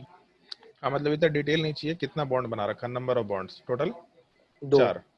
चार बॉन्ड, ठीक है। 2 सिग्मा 2 पाई नहीं, कार्बन एक बॉन्ड इधर बनाया, एक नीचे बनाया, फिर यहाँ तीसरा और चौथा। तो कार्बन पे 4 डंडे दिख रहे हैं, मतलब 4 बॉन्ड बना रखा। ऊपर भी 4 बॉन्ड बना रखा है, तरीका अलग है। ऊपर में चारों सिग्मा है बट नीचे में 2 सिग्मा 2 पाई है, बट बॉन्ड टोटल 4 ही बना रखा है, ठीक है। तो कार्बन वाले पार्ट में टोटल 4 बॉन्ड बन गया, ऑक्सीजन वाले पार्ट में 2 बॉन्ड, दूसरे ऑक्सीजन में भी 2 बॉन्ड बना हुआ है। तो बाहर वाले का जैसे ही डबल बॉन्ड बना, मतलब 2 बॉन्ड डबल बॉन्ड बन गया, तो बाहर वाले का ऑक्टेट पूरा हो गया, दूसरे ऑक्सीजन का भी ऑक्टेट पूरा हो गया। और कार्बन के ऊपर टोटल 4 वैलेंस इलेक्ट्रॉन थे, तो 4 बॉन्ड्स बनाने के लिए इसको 4 इलेक्ट्रॉन शेयर करने पड़ेंगे। तो कार्बन के पास 4 वैलेंस इलेक्ट्रॉन थे, चारों शेयर कर दिया, तो बचा कितना? कुछ भी इलेक्ट्रॉन नहीं बचा, 0। इसको ऐसा हम लोग आराम से लेविस स्ट्रक्चर के लिए मेंशन कर सकते हैं। मान लो ये मॉलिक्यूल है SO3। तो पहला काम सेंट्रल एटम क्या होगा ये बताना है। तो अपने सीरीज को देखो, उसके हिसाब से सेंट्रल एटम क्या होगा ये बताना है। और अपना माइक्रोफोन अनम्यूट कर सकते हैं अनटिल अनलेस कि तुम्हारे बैकग्राउंड में आवाज चल रहा होगा। जिनके बैकग्राउंड में शांति है वो अपना माइक्रोफोन अनम्यूट करके रख सकते हैं, क्योंकि डिस्कशन का पार्ट चलेगा यहाँ पे थोड़ा। इस केस में सेंट्रल एटम क्या होना चाहिए? सल्फर। सल्फर। अपना सीरीज देखो, सिंपली सीरीज देखो, तो सीरीज में सल्फर ऑक्सीजन के लास्ट में आ रहा। तो पहला काम सेंट्रल एटम डिसाइड कर लिया, सल्फर। उसके बाद क्या करना है? तो 3 ऑक्सीजन है और तीनों को सिमेट्रिकली प्लेस करना है। कैसे प्लेस करें सिमेट्रिकली? क्या लॉजिक समझ में आ रहा है? सर एक ऊपर 2 बगल में, लेफ्ट और राइट। एक ट्रायंगल के जैसा प्लेस कर सकते हैं। अगर ट्रायंगल के जैसा प्लेस करेंगे तो सिमेट्रिकल प्लेसमेंट हो गया, तो चलो ठीक है, सिमेट्रिकल प्लेसमेंट हो गया। उसके बाद ऑक्सीजन में वैलेंस इलेक्ट्रॉन कितने हैं? 6। वैलेंसी कितना हो गया? 2। और ऑक्सीजन के जस्ट नीचे सल्फर आता है। तुम लोग को बोला था पीरियोडिक टेबल में ग्रुप के हिसाब से काम करना है। तो सल्फर वाला पार्ट ऑक्सीजन के जस्ट नीचे आता है, मतलब इसमें भी वैलेंस इलेक्ट्रॉन 6 होगा और इसमें वैलेंसी वाला पार्ट 2 है। बट एक पॉइंट का ध्यान रखना है। अब अगर हम लोग सेकेंड पीरियड की बात करते हैं, सेकेंड पीरियड का मतलब बोरोन, कार्बन, नाइट्रोजन, ऑक्सीजन, इन सारे एलिमेंट्स की बात करते हैं, तो ये एलिमेंट्स वाले पार्ट कभी भी 2 से ज़्यादा बॉन्ड नहीं बना पाएंगे न्यूट्रल फॉर्म में। लेकिन इनके नीचे के जो एलिमेंट्स है, एल्युमिनियम हो गया, सिलिकॉन हो गया, फॉस्फोरस, सल्फर, क्लोरीन, उसके बाद ब्रोमीन, आयोडीन, ये सारे के सारे एलिमेंट्स अपने वैलेंसी वाले पार्ट से ज़्यादा बॉन्ड बना सकते हैं। क्यों बनाएंगे उसका एक रीज़न है, हम लोग आगे डिस्कस करेंगे। बट अभी के लिए ध्यान रखना, जो हम लोग का सेंट्रल एटम वाला पार्ट है, अगर वो पीरियोडिक टेबल के सेकेंड लाइन के नीचे चला गया, थर्ड लाइन वाले पार्ट मतलब थर्ड पीरियड में है, तो थर्ड पीरियड में होने के वजह से हम लोग का जो एलिमेंट है वो आराम से 3, 4, 5, 6 तक बॉन्ड बना सकता है। बेसिकली जितने वैलेंस इलेक्ट्रॉन है उतना बॉन्ड बना सकता है, कभी भी वैलेंस इलेक्ट्रॉन से ज़्यादा बॉन्ड नहीं बनाएगा। मतलब सल्फर वाला पार्ट मैक्सिमम 6 बॉन्ड बनाएगा। फॉस्फोरस में नाइट्रोजन के जैसा वैलेंस इलेक्ट्रॉन होता है 5 के बराबर, तो फॉस्फोरस हमेशा मैक्सिमम 5 बॉन्ड बना पाएगा। अगर हम लोग क्लोरीन की बात करते हैं तो वैलेंस इलेक्ट्रॉन 7 होता है, मतलब टोटल 7 बॉन्ड बनाया जा सकता है। ब्रोमीन में वैलेंस इलेक्ट्रॉन 7 होता है, टोटल 7 बॉन्ड बनाया जा सकता है। तो इन चीज़ों का थोड़ा ध्यान रखना है। कार्बन, नाइट्रोजन, ऑक्सीजन, फ्लोरीन, ये कभी भी जितना वैलेंसी है उससे ज़्यादा बॉन्ड नहीं बना पाएंगे। लेकिन सल्फर अपने वैलेंस इलेक्ट्रॉन के बराबर बॉन्ड बना पाएगा। क्लोरीन, ब्रोमीन, आयोडीन, फॉस्फोरस अपने वैलेंस इलेक्ट्रॉन के बराबर मैक्सिमम बॉन्ड बनाएंगे। इस एक कंसिडरेशन को ध्यान रखना है। क्वेश्चन प्रैक्टिस करते करते इन चीज़ों का थोड़ा हम लोग को ध्यान आ जाएगा। तो इस केस में जैसे सल्फर है अगर, तो बाहर 3 ऑक्सीजन है। ऑक्सीजन को कितना इलेक्ट्रॉन चाहिए ऑक्टेट पूरा करने के लिए? 2। अगर 2 इलेक्ट्रॉन चाहिए तो डबल बॉन्ड बना दो। दूसरे ऑक्सीजन को भी 2 इलेक्ट्रॉन चाहिए, डबल बॉन्ड बना दो। और तीसरे ऑक्सीजन को भी 2 इलेक्ट्रॉन चाहिए, डबल बॉन्ड बना दो। तो एक चीज देखो, अगर ऊपर वाला ऑक्सीजन है तो डबल बॉन्ड बना, नीचे वाले में भी डबल बॉन्ड बना, राइट साइड में भी डबल बॉन्ड बना। सल्फर पे कितना बॉन्ड बन गया? कितना बॉन्ड हो गया? 6। और बना कितना बॉन्ड सकता था 6। मैक्सिमम? 6। तो अगर सल्फर मैक्सिमम 6 बॉन्ड बना सकता था क्योंकि इसके पास वैलेंस इलेक्ट्रॉन 6 है और यहाँ 6 बॉन्ड बना लिया तो कोई दिक्कत नहीं है, ये अपना सही लेविस स्ट्रक्चर है, ऐसा हम लोग आराम से रिप्रेजेंट करते हुए काम कर सकते थे। ये अपने मॉलिक्यूल को बनाने का एक सिंपल सा तरीका हो सकता है। जैसे मान लो ऐसा कंसिडर करके चलते हैं, PCl5, तो सेंट्रल एटम क्या होना चाहिए, लिस्ट देख के बताओ फटाफट।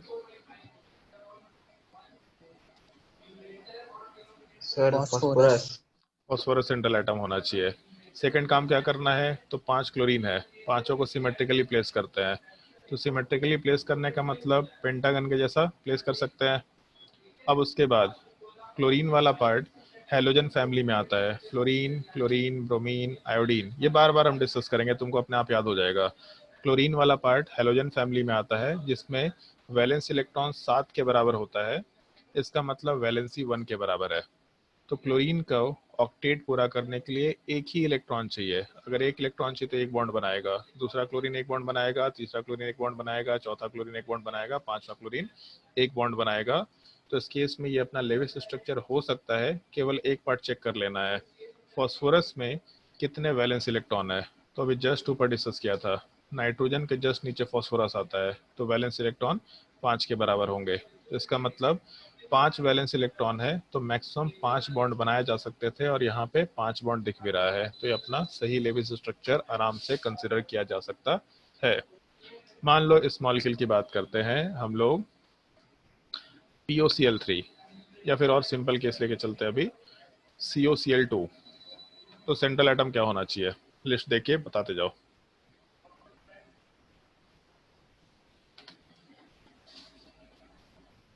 कार्बन। कार्बन। इसके बाद क्या करें, तो एक ऑक्सीजन है और 2 क्लोरीन है, सिमेट्रिकली प्लेस करना है। तो एक ऑक्सीजन को प्लेस कर दिया और दोनों क्लोरीन को सिमेट्रिकली ट्रायंगल पे प्लेस कर दिया। तो एक तो इस तरह का स्ट्रक्चर आया। दूसरा, क्लोरीन को एक ही इलेक्ट्रॉन चाहिए ऑक्टेट पूरा करने के लिए, तो क्लोरीन एक बॉन्ड बनाएगा, दूसरा क्लोरीन भी एक बॉन्ड बनाएगा। और ऑक्सीजन के केस में जो वैलेंस इलेक्ट्रॉन है ये 6 के बराबर है, मतलब ऑक्सीजन का वैलेंसी 2 के बराबर है। ऑक्सीजन को 2 इलेक्ट्रॉन चाहिए ऑक्टेट पूरा करने के लिए, यहाँ डबल बॉन्ड बना सकते हैं।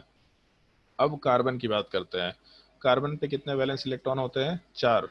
तो 4 होने का मतलब मैक्सिमम 4 बॉन्ड बना सकता है और यहाँ 4 बॉन्ड बना चुका, मतलब ये अपना लेविस स्ट्रक्चर आराम से कंसिडर करते हुए काम कर सकते हैं। इन 3-4 केसेस में अगर कोई डिफिकल्टी है तो अभी तक पूछ सकते हैं, और अगर सर डिफिकल्टी है तो PCl5 में डाउट है। PCl5 में चलो ध्यान दो। जैसे पहला पार्ट, PCl5 में सेंट्रल एटम डिसाइड करो कौन सा होना चाहिए सेंट्रल एटम, रूल के हिसाब से कौन सा होना चाहिए, फॉस्फोरस। फॉस्फोरस। तो इस केस में सबसे पहला काम, सेंट्रल एटम वाला पार्ट डिसाइड किया, मालूम पड़ गया कि फॉस्फोरस है, इसको बना दो। बचा गया अपने पास 5 क्लोरीन। अब इनको या 5 एटम्स को सिमेट्रिकली प्लेस करना है, 5 पॉइंट्स को सिमेट्रिकली प्लेस करना है। तो 2 पॉइंट्स को सिमेट्रिकली प्लेस करना है, लाइन बनाएंगे। 3 को सिमेट्रिकली प्लेस करना है, ट्रायंगल बनाएंगे। 4 को प्लेस करना है, स्क्वायर बनाएंगे। 5 को प्लेस करना है तो उस केस में पेंटागन बनाएंगे। तो यहाँ पे पेंटागन अगर बनाए तो पेंटागन के शेप में सारे के सारे क्लोरीन्स को प्लेस कर दिया। अब उसके बाद क्लोरीन वाले पार्ट में टोटल वैलेंस इलेक्ट्रॉन 7 होता है, इसको याद रखना पड़ेगा। वैलेंस इलेक्ट्रॉन का लिस्ट और ग्रुप वाइज चीजें याद रखनी पड़ेंगी। क्लोरीन के केस में वैलेंस इलेक्ट्रॉन 7 होता है, मतलब इसको एक ही इलेक्ट्रॉन चाहिए ऑक्टेट पूरा करने के लिए। तो अगर एक इलेक्ट्रॉन चाहिए मतलब क्लोरीन वाला पार्ट एक बॉन्ड बनाएगा तो काम हो जाएगा। तो सारे क्लोरीन्स एक एक बॉन्ड अगर बना लिए तो बाहर वालों का ऑक्टेट पूरा हो गया। अब उसके बाद ये चेक कर लेना कि फॉस्फोरस में कितने वैलेंस इलेक्ट्रॉन है, तो 5 वैलेंस इलेक्ट्रॉन है। अगर 5 वैलेंस इलेक्ट्रॉन है तो फॉस्फोरस 5 बॉन्ड बना सकता है, मतलब ये पॉसिबल स्ट्रक्चर है, मतलब ये अपना लेविस स्ट्रक्चर आराम से हो जाएगा। अगर कोई डाउट है तो पूछ लो इसके अलावा। सर मतलब कोई भी अगर ऐसा कोवैलेंट बॉन्ड है तो उसमें हम लोग वैलेंस इलेक्ट्रॉन्स देखेंगे, वैलेंस वैलेंसी नहीं इलेक्ट्रॉन, देखना है। हाँ वैलेंस इलेक्ट्रॉन और वैलेंसी दोनों का कॉम्बिनेशन चल रहा होगा। बाहर वाले एलिमेंट्स के लिए वैलेंसी देख रहे हैं और अंदर वाले एलिमेंट के लिए हम लोग वैलेंस इलेक्ट्रॉन देख रहे हैं। ठीक है, हाँ सर यही डाउट था बस। और कोई डाउट किसी को? अगर डाउट नहीं है तो और केसेस पे आएंगे, जल्दी बताओ।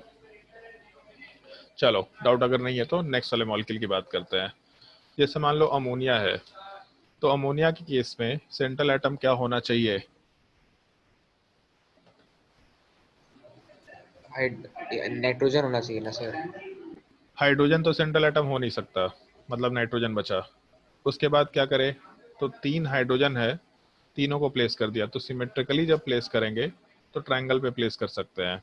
उसके बाद क्या है, तो हाइड्रोजन वाले पार्ट में एक ही इलेक्ट्रॉन है, मतलब डुप्लेट पूरा करने के लिए इसको एक इलेक्ट्रॉन चाहिए। बेसिकली हाइड्रोजन का वैलेंसी 1 है, तो हाइड्रोजन बाहर वाला एलिमेंट है, अपने वैलेंसी के बराबर का बॉन्ड बनाएगा।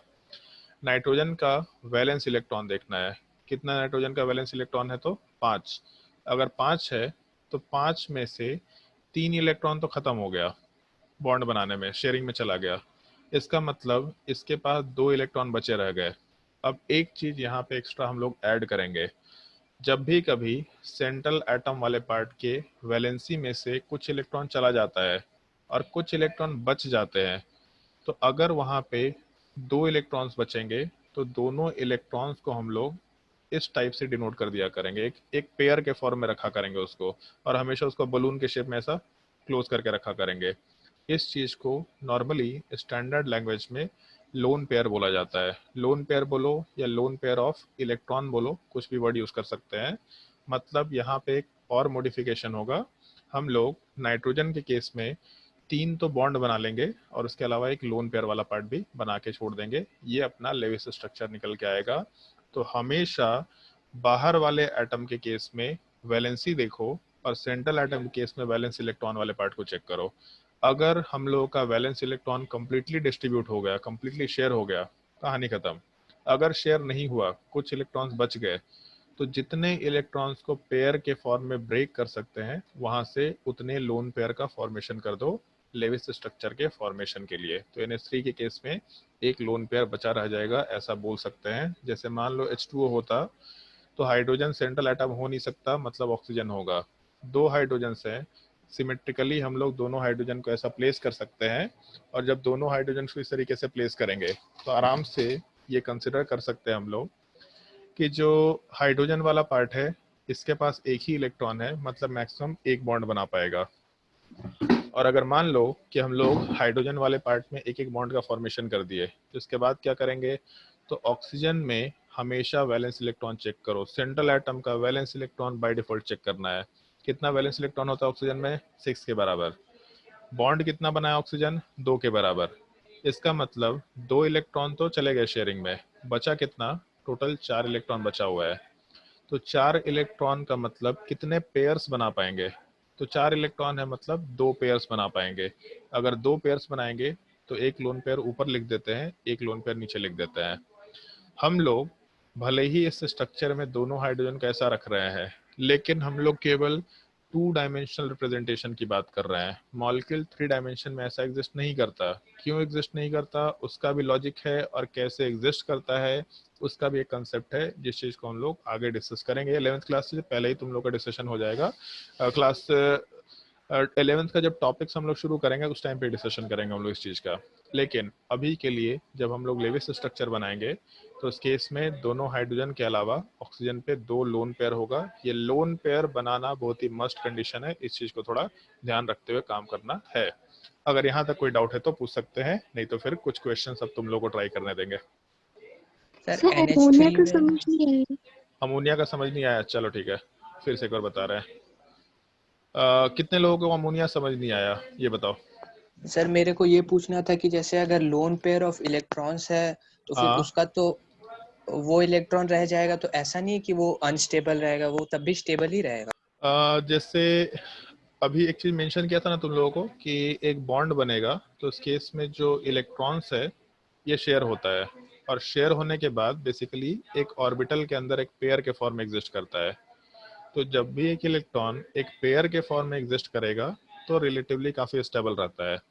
तो रिपल्शंस का फैक्टर होगा जिसकी वजह से मॉलिक्यूल में थोड़ा अनस्टेबिलिटी होता है, लेकिन दूसरे से कॉम्बिनेशन करने से बेटर है कि मेरा इलेक्ट्रॉन मेरे पास रहे, तो ज़्यादा बेटर है, तो ज़्यादा स्टेबल सिस्टम आएगा।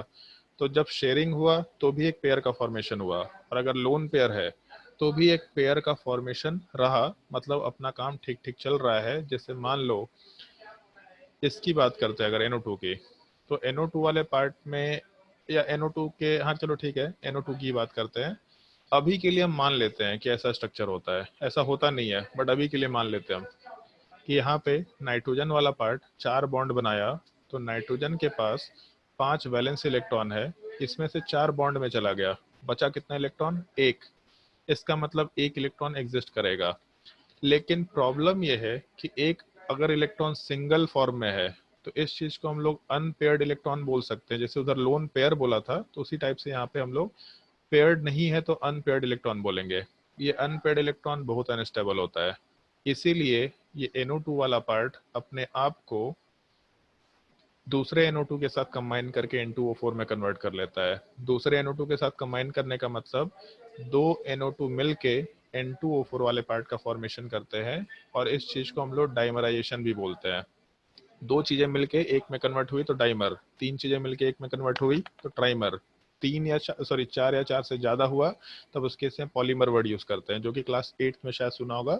पॉलीमर वाला पार्ट पॉलीथीन हो गया, तो बहुत सारे इथीन मिलके एक में कन्वर्ट होते हैं तो पॉलीथीन बोलते हैं। तो अगर कभी भी कोई मॉलिक्यूल एक अनपेयर्ड इलेक्ट्रॉन रखेगा तब वो अनस्टेबल है, क्योंकि उसमें पेयर का फॉर्मेशन नहीं हो रखा। जब भी इलेक्ट्रॉन एक पेयर के फॉर्म में रहता है तो काफी स्टेबल फॉर्म में रहता है, तो उस केस में स्टेबिलिटी का कोई कंसिडरेशन नहीं रहेगा। समझ आया? Yes sir. और किसको डाउट था NH3 वाले पार्ट में, स्ट्रक्चर में? बताओ भाई, किसी को NH3 में डाउट था? जिसको भी डाउट हो पूछ लो, मतलब यस सर डाउट। मेरे को था। हाँ ठीक है, स्ट्रक्चर वाले पार्ट में डाउट था ना? Yes sir. चलो ध्यान दो। जैसे पहला कंसिडरेशन ये ले लेते हैं कि NH3 वाले पार्ट में हम लोगों के पास ये क्या होगा, मतलब सेंट्रल एटम कौन सा होगा, पहले तो ये डिसाइड करना है हम लोगों को। तो सेंट्रल एटम कौन सा होना चाहिए बताओ? Sir nitrogen. नाइट्रोजन होना चाहिए, ठीक है। अब उसके बाद नेक्स्ट स्टेप क्या करेंगे? तो 3 हाइड्रोजन हैं, तीनों हाइड्रोजन को सिमेट्रिकली प्लेस करेंगे। तो 3 पॉइंट्स को सिमेट्रिकली प्लेस करेंगे तो एक ट्रायंगल सबसे सुटेबल शेप मिलता है हम लोगों को, तो ट्रायंगल के फॉर्म में प्लेस कर दिया। उसके बाद हाइड्रोजन कितने बॉन्ड बनाएंगे? अरे अपना ये ऑडियो ऑन करके रखना ताकि डिस्कशन कर पाए। हाइड्रोजन कितने बॉन्ड्स बनाएंगे? 3। हाइड्रोजन तो एक ही बॉन्ड बनाएगा ना, एक हाइड्रोजन एक एक। स्टेबिलिटी के लिए। हाँ, एक एक बॉन्ड बनाया तो ये बन गया। अब उसके बाद सेंट्रल एटम का वैलेंस इलेक्ट्रॉन देखो। तो सेंट्रल एटम में कितने वैलेंस इलेक्ट्रॉन है? यहाँ पे टोटल 5 वैलेंस इलेक्ट्रॉन है। तो 5 वैलेंस इलेक्ट्रॉन में से 3 इलेक्ट्रॉन 3 बॉन्ड में शेयर हो गए, इसका मतलब 3 इलेक्ट्रॉन खत्म हो गए, बचे कितने? 2। अगर 2 इलेक्ट्रॉन बचे तो 2 को मिला के एक पेयर बनाया जा सकता है, तो दोनों इलेक्ट्रॉन्स एक पेयर के फॉर्म में एग्जिस्ट करेंगे। इस चीज को हम लोग आराम से लोन पेयर बोलते हुए काम कर सकते हैं। तो ओवरऑल स्ट्रक्चर में 3 हाइड्रोजन के बॉन्ड्स हो गए और उसके अलावा एक लोन पेयर वाला पार्ट कंसिडर कर सकते हैं। समझ आया? Yes sir. Yes sir. और किसी को कोई डाउट किसी मॉलिक्यूल में? सर अगर कोई भी मॉलिक्यूल में जहाँ पे एक एक्स्ट्रा इलेक्ट्रॉन बच जा रहा है तो वो तो रिएक्ट कर सकता है ना फिर किसी भी चीज से? बिल्कुल रिएक्ट करता है। इनफैक्ट जैसे अभी टॉपिक नंबर 4 में या शायद 3 के लास्ट में दे रखा, लेविस ऑक्टेट रूल, उसके एक्सेप्शंस एग्जिस्ट करते हैं जो हम लोग क्लास 11th में डिस्कस करते हैं। एक तो एक्सपेंडेड ऑक्टेट, दूसरा इनकम्प्लीट ऑक्टेट, और तीसरा ऑड इलेक्ट्रॉन स्पीसीज। तो ये जो NO2 बताया था, NO2 में नाइट्रोजन पे एक अनपेयर्ड इलेक्ट्रॉन है, तो अनपेयर्ड होगा ही भी होगा, मतलब अगर कभी भी टोटल इलेक्ट्रॉन्स ऑड हो गया तो कंप्लीट पेयर नहीं हो सकता। तो इस तरह के मॉलिक्यूल्स हमेशा इन जनरल अपने आप को डाइमराइज करके अपने को एक पेयर में कन्वर्ट कर लेते हैं। तो इसीलिए NO2 डाइमराइज करके N2O4 में चला जाता है। ClO3 वाला पार्ट है, ये चीज डाइमराइज करके Cl2O6 वाले फॉर्म में चला जाता है। इस तरह की चीजें आराम से कंसिडर की जा सकती है, ठीक है। और कोई डाउट किसी को? अगर डाउट नहीं है तो कुछ क्वेश्चंस खुद से ट्राई करके देखना है तुम लोगों को। चलो ट्राई करके देखो। जैसे मान लो अगर हम लोग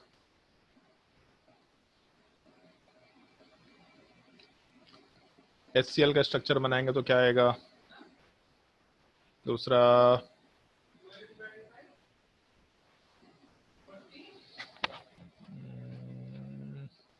BH3 का स्ट्रक्चर क्या आएगा? BCl3 का स्ट्रक्चर क्या आएगा? सिंपल सिंपल मॉलिक्यूल से अभी, फिर उसके बाद स्ट्रक्चर थोड़े डिफिकल्ट करना शुरू करेंगे हम लोग।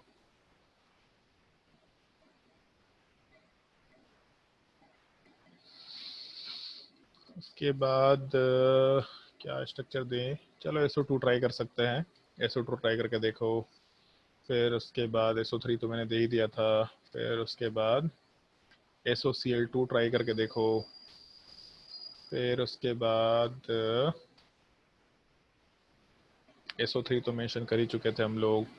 फिर COF2 शायद दे, एक सेकंड रुक जाओ, स्ट्रक्चर में COCl2 दे रखा है, तो एक काम कर सकते हैं POCl3 ट्राई करके, या फिर पहले PCl3 ट्राई करके देख लो, या POCl3 पहले ट्राई करके देख लो। फिर उसके बाद क्वेश्चन नंबर 7 वाले पार्ट में PCl3 ट्राई करके देख लो। ये क्वेश्चन ट्राई करके देखो पहले, फिर उसके बाद और क्वेश्चंस का डिस्कशन करेंगे हम लोग।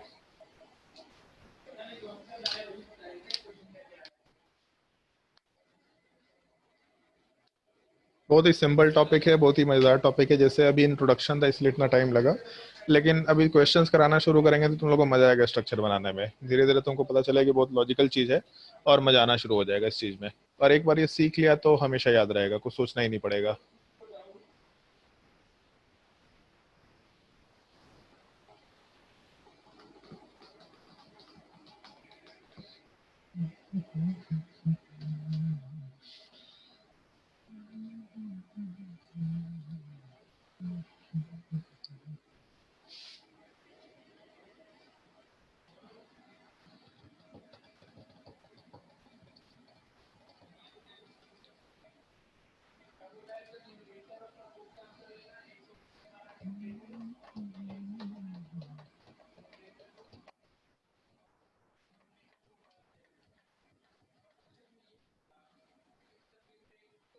सर नीचे स्क्रॉल कीजिए ना। हाँ हो गया, 7 ही क्वेश्चन है टोटल।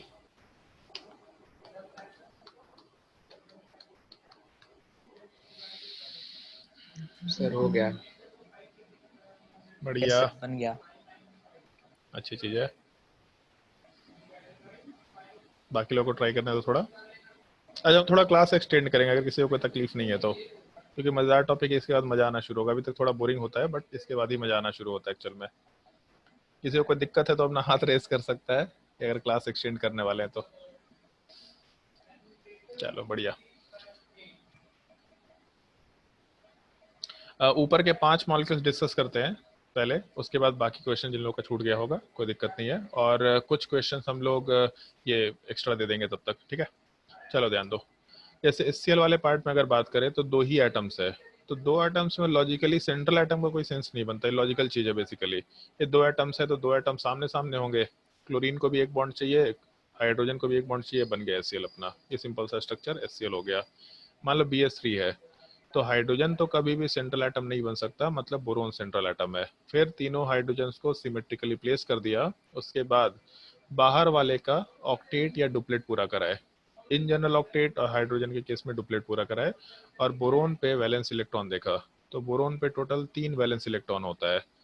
तीनों बॉन्ड में चले गए, मतलब कोई लोन पेयर नहीं होगा, तो लोन पेयर आराम से LP से डिनोट करेंगे, लुईस फिलिप, तो इस केस में 0 के बराबर हो जाएगा। फिर उसके बाद BCl3 सेंट्रल एटम वाले पार्ट में बोरोन सेंट्रल एटम होगा, क्योंकि ये लेस इलेक्ट्रोनेगेटिव होता है। 3 क्लोरीन को सिमेट्रिकली प्लेस किया, और उसके बाद बाहर वाले का ऑक्टेट पूरा कराए, तो क्लोरीन के केस में वैलेंस इलेक्ट्रॉन 7 के बराबर होता है, मतलब इसका वैलेंसी 1 के बराबर होता है। वैलेंसी याद रखना, ठीक है। धीरे धीरे प्रैक्टिस करते करते बाय डिफॉल्ट याद होगा, लेकिन हमेशा याद रखते हुए काम करना। तो क्लोरीन के केस में तीनों बाहर के साथ बॉन्ड बनाए, तो बाहर वाले का ऑक्टेट पूरा हो गया, और बोरोन के ऊपर 3 वैलेंस इलेक्ट्रॉन था, 3 बॉन्ड में चला गया, मतलब लोन पेयर फिर से 0 ही निकल के आएगा BCl3 में। SO2 लेके चले, तो सल्फर वाला पार्ट सेंट्रल एटम, फिर उसके अलावा 2 ऑक्सीजन वाले पार्ट होंगे, दोनों को सिमेट्रिकली प्लेस कर दिया, और ऑक्सीजन के वैलेंसी वाले पार्ट 2 है, मतलब बेसिकली वैलेंस इलेक्ट्रॉन 6 के बराबर है। तो अगर ऑक्सीजन में वैलेंस इलेक्ट्रॉन 6 है, तो सल्फर में भी वैलेंस इलेक्ट्रॉन 6 है, क्योंकि ऑक्सीजन और सल्फर एक ही ग्रुप के एलिमेंट है। ऑक्सीजन के जस्ट नीचे सल्फर आता है। तो इस केस में जो अपना ऑक्सीजन है, इसको 2 इलेक्ट्रॉन चाहिए, मतलब डबल बॉन्ड बनाएगा, दूसरे साइड भी डबल बॉन्ड बनाएगा। अब सेंट्रल एटम पे बात करें अगर, तो सेंट्रल एटम पे टोटल 6 वैलेंस इलेक्ट्रॉन है। 6 वैलेंस इलेक्ट्रॉन का मतलब यहाँ पे सल्फर टोटल 4 बॉन्ड बना रखा। 4 बॉन्ड बनाने का मतलब 4 इलेक्ट्रॉन शेयर हो गया, तो 2 इलेक्ट्रॉन बच गए। अगर 2 इलेक्ट्रॉन बच गए इसका मतलब हम लोग आराम से एक लोन पेयर वाले पार्ट की बात कर सकते हैं। तो ये लोन पेयर के साथ स्ट्रक्चर जब तक नहीं बनाएंगे तब तक कंप्लीट स्ट्रक्चर नहीं होगा, ये अपना लेविस स्ट्रक्चर आराम से हो सकता है। SOCl2 लेके चलेंगे तो इस केस में सल्फर के साथ हम लोग के पास एक ऑक्सीजन और 2 क्लोरीन दे रखा। तो सल्फर सेंट्रल एटम है, इलेक्ट्रोनेगेटिविटी के सीरीज में देख लेना। फिर एक ऑक्सीजन हुआ और 2 क्लोरीन हुआ, दोनों को सिमेट्रिकली प्लेस कर दिया। और क्लोरीन का वैलेंसी 1 था तो यहाँ पे क्लोरीन वाला पार्ट एक एक बॉन्ड बना दिया। ऑक्सीजन का वैलेंसी 2 था तो यहाँ डबल बॉन्ड बना दिया। और सल्फर पे वैलेंसी इलेक्ट्रॉन 6 था, टोटल 4 बॉन्ड बन गया है। इसका मतलब एक लोन पेयर वाला पार्ट 2 इलेक्ट्रॉन बच गया तो बनाते हुए काम कर सकते हैं स्ट्रक्चर नंबर 5 में। स्ट्रक्चर 1 से लेके 5 तक अगर कोई डाउट है तो पूछ लो।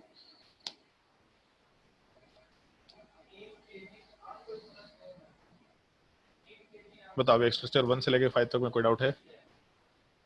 किसी को डाउट नहीं है? सर HCl कोवैलेंट बॉन्ड है?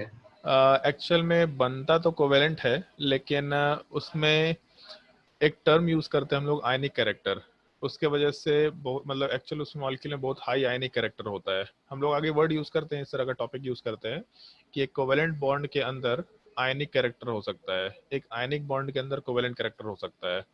तो HCl बनता तो कोवेलेंट है, लेकिन बहुत ही हाई आयनिक कैरेक्टर होने की वजह से ये आयनिक फॉर्म में ज्यादा हम लोग कंसिडर करते हुए काम करते हैं। बट अभी के लिए कोवेलेंट मान के चलेंगे हम लोग। Question number POCl3। तो अगर POCl3 है तो उस केस में सेंट्रल एटम क्या होगा, तो फॉस्फोरस होना चाहिए। फिर ऑक्सीजन और 3 क्लोरीन है तो एक ऑक्सीजन को प्लेस कर दिया और 3 क्लोरीन, तो तीनों क्लोरीन को भी प्लेस कर दिया। उसके बाद क्लोरीन का वैलेंसी 1 था, अभी जस्ट डिस्कस किया था, तो तीनों क्लोरीन एक एक बॉन्ड बनाएगा। और ऑक्सीजन का वैलेंसी 2 था तो डबल बॉन्ड बनाएगा। और फॉस्फोरस वाला पार्ट 3-4 बार डिस्कस किया था, नाइट्रोजन फैमिली का पार्ट है। नाइट्रोजन के जस्ट नीचे तो जो वैलेंस इलेक्ट्रॉन है नाइट्रोजन में 5 है तो फॉस्फोरस में भी 5 होगा। ग्रुप नंबर 15 की बात कर रहे हैं। Group number 15 5 valence electron, group number 13 3 valence electron, group number 14 4 valence electron, group number 16 6 valence electron. Simple सा लॉजिक है। तो फॉस्फोरस पे 5 वैलेंस इलेक्ट्रॉन है और यहाँ 5 बॉन्ड बनता हुआ दिख गया। अगर 5 बॉन्ड बन गया मतलब कोई लोन पेयर नहीं होगा, ये अपना स्ट्रक्चर आराम से कंसिडर कर सकते हैं। PCl3 में सेंट्रल एटम फॉस्फोरस होगा और 3 क्लोरीन प्लेस कर दिया। उसके बाद क्लोरीन का ऑक्टेट पूरा करा दिया, मतलब बाहर वाले का ऑक्टेट पूरा करा दिया। फॉस्फोरस पे 5 वैलेंस इलेक्ट्रॉन था, 5 वैलेंस इलेक्ट्रॉन वाले पार्ट में से 3 बॉन्ड में चले गए। तो 3 बॉन्ड में चले गए, इसका मतलब एक पेयर ऑफ इलेक्ट्रॉन बचा रह गया, मतलब हम लोग एक लोन पेयर वाला पार्ट आराम से बना के काम कर सकते हैं। ये PCl3 का स्ट्रक्चर निकल के आ जाएगा। यहाँ तक कोई डाउट है तो बताओ, और अगर डाउट नहीं है तो अगले क्वेश्चन से बढ़ते हैं। चलो भाई अगला क्वेश्चन नोट करना शुरू करो। क्वेश्चन नंबर 8 वाले पार्ट में, अच्छा हाँ ठीक है, अब एक नहीं ठीक है, अभी और कुछ सिंपल क्वेश्चन सॉल्व करके देखो। SF4 का स्ट्रक्चर क्या होगा, फिर उसके अलावा SOF4 का स्ट्रक्चर क्या होगा, फिर उसके अलावा XeF6 का स्ट्रक्चर क्या होगा, फिर उसके अलावा XeO4 का स्ट्रक्चर क्या होगा। ट्राई करके देखो। इसके बाद कुछ एक्स्ट्रा नए नए लॉजिक्स इसमें ऐड अप करेंगे और उसके बाद फिर मॉलिक्यूल का स्ट्रक्चर बनाना शुरू करेंगे।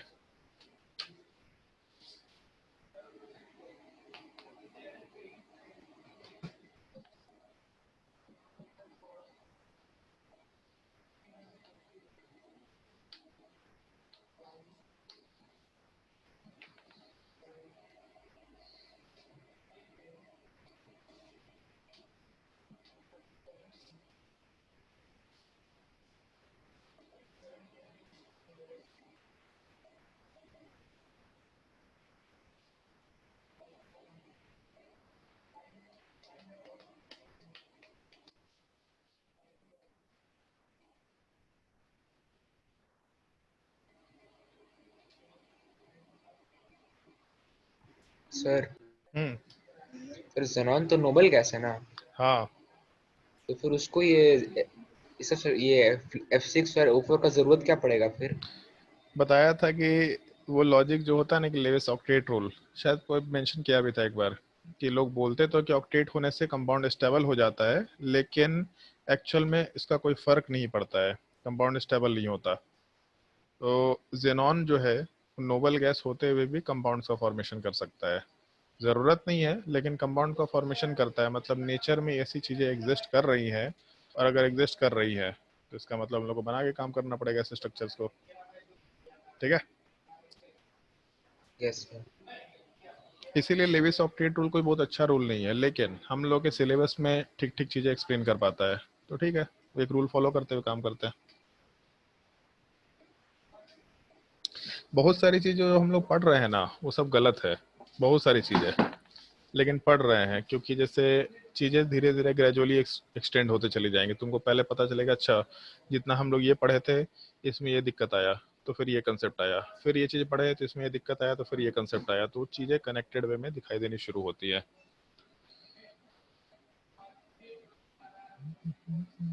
हो गया सर।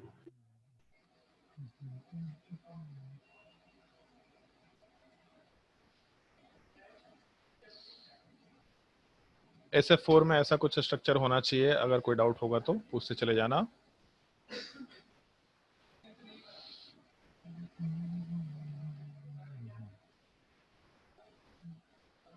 SO4 का स्ट्रक्चर ही होना चाहिए, कोई लोन पेयर नहीं होगा।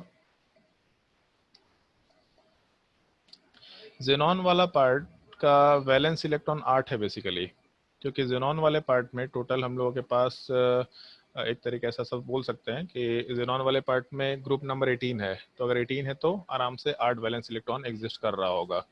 अगर 8 वैलेंस इलेक्ट्रॉन एग्जिस्ट कर रहा होगा तो उस केस में वैलेंसी तो 0 बोल देंगे हम लोग, लेकिन वैलेंस इलेक्ट्रॉन 8 है, अपना काम हो जाएगा। इसलिए कभी भी जेनॉन सेंट्रल एटम के जैसा ही बिहेव करेगा, बाहर वाले एटम के जैसा बिहेव नहीं करेगा, ये एकदम फिक्स है। ये बिल्कुल हम लोग नोबल गैसेस में कंसिडर कर सकते हैं, क्योंकि सेंट्रल एटम वाले पार्ट के वैलेंसी से मतलब नहीं होता, वैलेंस इलेक्ट्रॉन से मतलब होता है। तो इस केस में ऐसा कुछ स्ट्रक्चर आएगा और टोटल 8 वैलेंस इलेक्ट्रॉन है, इसका मतलब एक लोन पेयर भी रह जाएगा।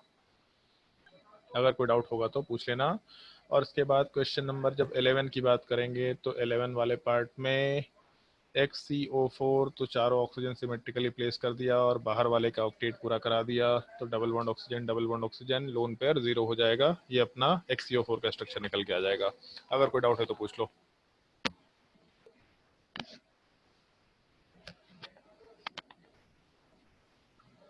कोई डाउट नहीं किसी को?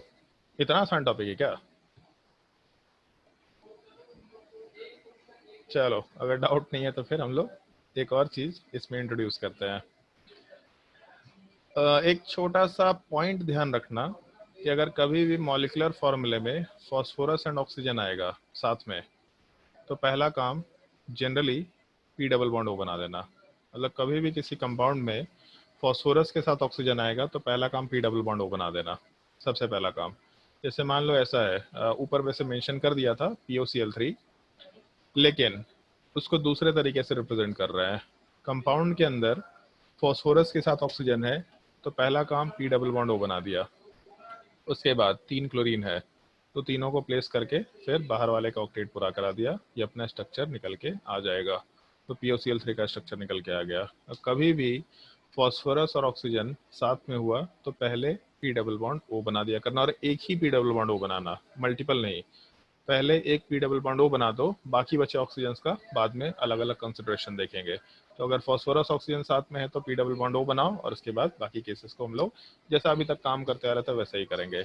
एक ये लॉजिक जो हम लोग एडअप कर रहे हैं, और दूसरा एक और लॉजिक, अगर कभी भी क्वेश्चन वाले पार्ट में हाइड्रोजन एंड ऑक्सीजन साथ में रहेगा एक मॉलिक्यूलर फॉर्मूले में, तो इसको हम लोग OH के फॉर्म में डाल सकते हैं, मतलब पूरा का पूरा OH ग्रुप इस फॉर्म में इसको रखेंगे। रखने का मतलब क्या एक्सप्लेन कर देते हैं। इस ऑक्सीजन वाला पार्ट 2 बॉन्ड बनाएगा, क्योंकि हमेशा इसको 2 बॉन्ड बनाना होता है, तो एक बॉन्ड ये हाइड्रोजन के साथ बनाएगा। इसका मतलब OH को अब ऑक्सीजन की तरफ से केवल एक ही बॉन्ड बनाने की ज़रूरत है। तो अगर कभी भी किसी एक मॉलिक्यूलर फॉर्मूले में हाइड्रोजन ऑक्सीजन दोनों साथ में है तो जितने OH ग्रुप बना सकते हैं उतने OH ग्रुप बना लेना है, और हर एक OH group single single bond से अटैच होता हुआ आराम से स्ट्रक्चर में रिप्रेजेंट कर सकते हैं। जैसे मान लो H2SO4 है तो पहला काम सेंट्रल एटम बनाना है, सेंट्रल एटम क्या हो जाएगा, सल्फर हो जाएगा। दूसरा काम कंपाउंड के अंदर H है और ऑक्सीजन है तो लॉजिकली सोच के देखो कितने OH ग्रुप बनेंगे, खुद बस सोच के देखो लॉजिकली। 2 हाइड्रोजन है, 4 ऑक्सीजन है, तो कितने OH ग्रुप बन सकते हैं मैक्सिमम? तो 2 OH ग्रुप बन सकते हैं। अगर 2 OH ग्रुप है तो इसको सिमेट्रिकली प्लेस कर दो, दोनों तरफ प्लेस कर दिया। बचा क्या? ऑक्सीजन। कितने ऑक्सीजन बच गए? 2। तो दोनों ऑक्सीजन को सिमेट्रिकली प्लेस कर दिया। अब क्या करें? तो OH को एक ही बॉन्ड चाहिए, दूसरे OH को एक ही बॉन्ड चाहिए। उसके अलावा बाकी बचे पार्ट में डबल बॉन्ड ऑक्सीजन डाल सकते हैं। और सल्फर पे कितना वैलेंस इलेक्ट्रॉन होता है? 6। तो 2 बॉन्ड, 4 बॉन्ड, 6 बॉन्ड, इसका मतलब कोई लोन पेयर नहीं होगा। ये अपने H2SO4 का लेविस स्ट्रक्चर आराम से निकल के आ सकता है। और इसलिए भी यहाँ से हम लोग 2 H+ रिमूव कर सकते हैं। किसी भी एक कंपाउंड के अंदर जितने हाइड्रोजन्स ऑक्सीजन से डायरेक्टली अटैच्ड होते हैं उतने ही हम लोग H+ रिमूव करा सकते हैं।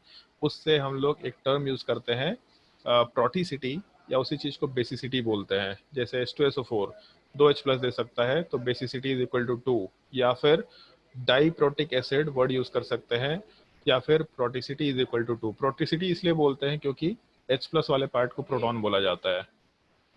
तो कितने H+ दे सकते हैं, मतलब कितने प्रोटॉन दे सकते हैं, वहां से हम लोग मोनोप्रोटिक, डाइप्रोटिक, ट्राइप्रोटिक वर्ड आराम से यूज कर सकते हैं, ऐसा बोल सकते हैं। लेकिन ये जो हाइड्रोजन ऑक्सीजन का रूल है, इसको इस रूल के बाद फॉलो करना है जो जस्ट इसके पहले मेंशन किया था, फॉस्फोरस ऑक्सीजन वाला पार्ट। पहला काम फॉस्फोरस ऑक्सीजन दिया तो P डबल बॉन्ड O बनाओ, फिर उसके बाद नेक्स्ट वाले केस में आराम से OH OH OH बना के काम कर सकते हैं। कितना क्वेश्चन हो गया? Question number 13। जैसे मान लो क्वेश्चन नंबर 14 में हम लोग H3PO4 की बात करते हैं, तो दोनों चीजें हैं कंपाउंड में, फॉस्फोरस के साथ ऑक्सीजन भी है, हाइड्रोजन के साथ ऑक्सीजन भी है। तो क्या करेंगे? तो अगर फॉस्फोरस के साथ ऑक्सीजन होगा तो सबसे पहला काम P डबल बॉन्ड O बनाएंगे। उसके बाद कितने OH ग्रुप बना सकते हैं? तो अगर हम लोग एक P डबल बॉन्ड O बना दिए तो 3 ही ऑक्सीजन बचा और 3 हाइड्रोजन है। 3 ऑक्सीजन 3 हाइड्रोजन, इसका मतलब 3 OH ग्रुप बना सकते हैं। और अगर 3 OH ग्रुप बनाएंगे तो एक OH ग्रुप, दूसरा OH ग्रुप, तीसरा OH ग्रुप, ऐसा लिख सकते हैं। और फास्फोरस पे 5 वैलेंस इलेक्ट्रॉन, 5 बॉन्ड दिख रहा है, इसका मतलब कोई लोन पेयर नहीं होगा। तो इस केस में H3PO4 कितना H+ दे पाएगा? तो 3 हाइड्रोजन H+ के साथ अटैच्ड हैं, इसका मतलब प्रोटिसिटी इज इक्वल टू 3 हो जाएगा। या फिर ट्राई प्रोटिक एसिड बोल सकते हैं, या फिर एसिड का बेसिसिटी डिफाइन करते हैं हम लोग, बेस का एसिडिटी डिफाइन करते हैं। तो इस एसिड का जो बेसिसिटी है ये आराम से 3 के बराबर कंसिडर किया जा सकता है। ये सवाल एक्चुअल में नीट इसमें आ रखा है NTSC में। H3PO4 वाले पार्ट में एसिडिटी सॉरी बेसिसिटी कितना होगा? H3PO मान लो 3 लेके चलते हैं, तो इस केस में भी 3 हाइड्रोजन दिख रहा, लेकिन बेसिसिटी कितना है? इसमें 2 ही आता है बेसिसिटी। कैसे आएगा? तो पहला काम स्ट्रक्चर में पहले P डबल बॉन्ड O बना दिया, उसके बाद क्या करें?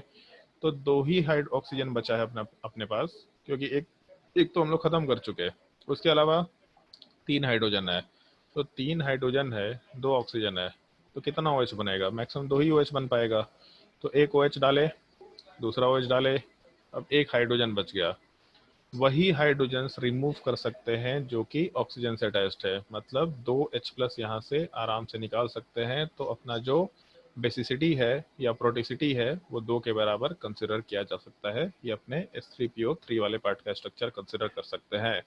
यहाँ तक के पार्ट में अगर कोई डाउट है तो पूछ लो। सर ये H3PO3 एक बार दोबारा समझा दीजिए ना। क्या समझाते हैं? H3PO3। क्या स्ट्रक्चर? हाँ सर, ये वाला एक बार नहीं क्लियर हुआ। ओके, चलो ध्यान दो। जैसे H3PO3 में सबसे पहला काम क्या करेंगे? तो अभी मेंशन किया था कि जब भी कभी फास्फोरस और ऑक्सीजन साथ में होगा तो सबसे पहले P डबल बॉन्ड O का फॉर्मेशन करेंगे। दूसरा एक और चीज मेंशन किया था, जब भी हाइड्रोजन और ऑक्सीजन साथ में होगा तो जितने OH ग्रुप बना सकते उतना बना सकते हैं। बट यहाँ पे पहले P डबल बॉन्ड O बना चुके हैं, तो अब OH कितना बनेगा? तो 2 ही तो, 3 ऑक्सीजन थे, इसमें से एक खत्म हो गया तो 2 ऑक्सीजन बचे। अगर 2 ऑक्सीजन बचे तो मैक्सिमम कितना OH ग्रुप बना पाएंगे? 2 OH ग्रुप बना पाएंगे। तो एक OH ग्रुप डाले, दूसरा OH ग्रुप डाले, अब क्या बच गया? एक हाइड्रोजन, तो एक हाइड्रोजन डाल दिए। एक OH ग्रुप एक बॉन्ड बनाएगा, दूसरा OH ग्रुप एक बॉन्ड बनाएगा, और हाइड्रोजन तो एक बॉन्ड बनाता ही है। तो H3PO3 का स्ट्रक्चर निकल के आ जाएगा। लोन पेयर निकल के आएगा क्या? तो फॉस्फोरस से 5 वैलेंस इलेक्ट्रॉन होता है, एक बॉन्ड, 2 बॉन्ड, 3 4 5, मतलब लोन पेयर निकल के नहीं आने वाला है। समझ आया? हाँ सर। तो एक स्ट्रक्चर ट्राई करके देखो खुद से, H3PO2, और इसमें कितने H+ निकलेंगे ये भी सोच के देखो, फटाफट काम करना।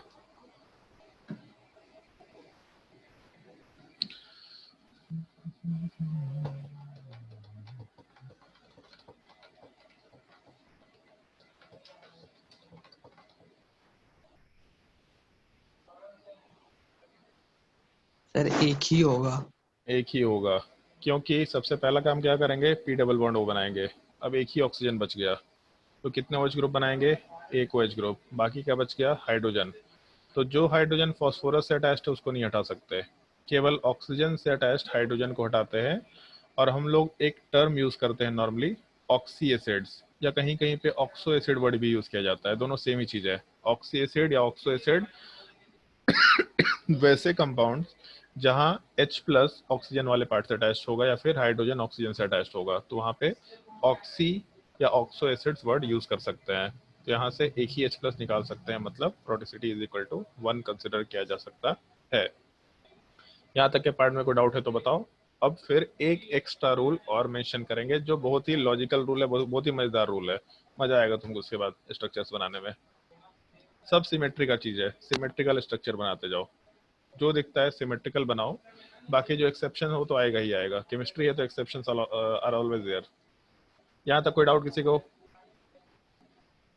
अगर डाउट नहीं है तो जैसे मान लो कि हम लोग ऐसा बनाते हैं, C2H6, इस चीज को इथेन भी बोला जाता है कॉमन लैंग्वेज में, और ये चैप्टर नंबर 4 में आएगा। सेंट्रल एटम क्या होना चाहिए बताओ? कार्बन। कार्बन होना चाहिए, लेकिन यहाँ तो 2 कार्बन है, अब क्या करें? लॉजिकली सर सोच के देखो दोनों क्या को करें। एक साथ, दोनों को बॉन्ड बना देंगे। दोनों को बॉन्ड में नहीं डालेंगे, जैसे 2 सेंट्रल एटम है तो दोनों सेंट्रल एटम को सिमेट्रिकली प्लेस कर देंगे, ये बोलना, ठीक है? स्ट्रक्चर बना रहे हैं हम लोग। अगर पहले से सुन रखा है कार्बोनेट्स कंपाउंड तो अलग चीज है, बट अगर नहीं सुन रखा तो लॉजिकल तरीके से बात करें तो यहाँ पे 2 सेंट्रल एटम है। अगर 2 सेंट्रल एटम है तो सबसे सिमेट्रिकल पॉसिबिलिटी क्या है, तो दोनों कार्बन को सामने सामने डाल दिया। अगर 3 सेंट्रल एटम होता तो तीनों को एक ट्रायंगल पे डाल सकते थे। अगर 4 होता तो इस तरह का पॉसिबिलिटी से। कार्बन चेन में ध्यान रखना कि लीनियर चेन भी बन सकता है और सर्कुलर पार्ट भी बन सकता है, मतलब रिंग का पार्ट भी बन सकता है। तो कार्बन चेन को कंसिडर मत करना, इसमें अलग अलग टाइप के स्ट्रक्चर्स बन के आ सकते हैं, but in general 2 central atom तो लीनियर स्ट्रक्चर, 3 सेंट्रल एटम तब उसके इसमें ट्रायंगल का फॉर्मेशन लेके चल सकते हैं, 4 सेंट्रल एटम स्क्वायर के जैसा बोल सकते थे, 5 सेंट्रल एटम तो उसके इसमें पेंटागन के जैसा लॉजिकली बात बोल सकते थे हम लोग, ठीक है? दोनों को सामने सामने प्लेस कर दिया। अब क्या करें, तो 6 हाइड्रोजन है, तो 2 सेंट्रल एटम है, 6 हाइड्रोजन है, तो ऑब्वियस सी बात है लॉजिकली अगर एक हाइड्रोजन एक को देंगे तो दूसरा हाइड्रोजन दूसरे को देना पड़ेगा, तीसरा हाइड्रोजन एक को देंगे तो चौथा हाइड्रोजन दूसरे को देना पड़ेगा, फिर एक और हाइड्रोजन एक को देंगे तो ऐसा मेंशन कर सकते हैं, और बाहर वाले का ऑक्टेट पूरा करा दो, तो सब के सब हाइड्रोजन एक एक बॉन्ड बनाएंगे। अब क्या करें, तो ये पूरा का पूरा सिस्टम एक साथ अटैच्ड है, मतलब दोनों के बीच में एक बॉन्ड तो होगा ही होगा। अगर दोनों के बीच में एक बॉन्ड होगा इसका मतलब कार्बन मैक्सिमम 4 बॉन्ड बना सकता है, वैलेंसी 4 था, दोनों को एक एक बॉन्ड चाहिए, तो दोनों के बीच में एक बॉन्ड बना दिया, ये अपना इथेन का स्ट्रक्चर आराम से निकल के आ जाएगा, ऐसा बोलते हुए काम कर सकते हैं। तो एक बॉन्ड तो बनाया जा सकता है, डबल बॉन्ड भी बनाया जा सकता है, ट्रिपल बॉन्ड भी बनाया जा सकता है। बेसिकली वैलेंसी का ध्यान रखते हुए काम करना, थोड़ा वैलेंसी भी पूरा होना चाहिए, अगर उससे ज्यादा हो गया तो भी कोई तकलीफ नहीं है, अपना काम हो जाएगा। जैसे मान लो क्वेश्चन नंबर 17 के जगह पे, मतलब इथेन वाले पार्ट की जगह पे हम लोग क्वेश्चन नंबर 18 में C2H4 लेके चलते हैं, इस चीज को इथीन बोला जाता है। तो 2 कार्बन है, दोनों सेंट्रल एटम हो सकता है, तो दोनों को सेंट्रल एटम बना दिया। अब क्या करें, 4 हाइड्रोजन है, तो सिमेट्रिकली प्लेस करते वक्त 2 हाइड्रोजन एक कार्बन को दिया, तो दूसरा हाइड्रोजन तो बाकी दोनों को दूसरे कार्बन को दिया, बाहर वाले का ऑक्टेट पूरा करा दिया, हो गया भाई काम।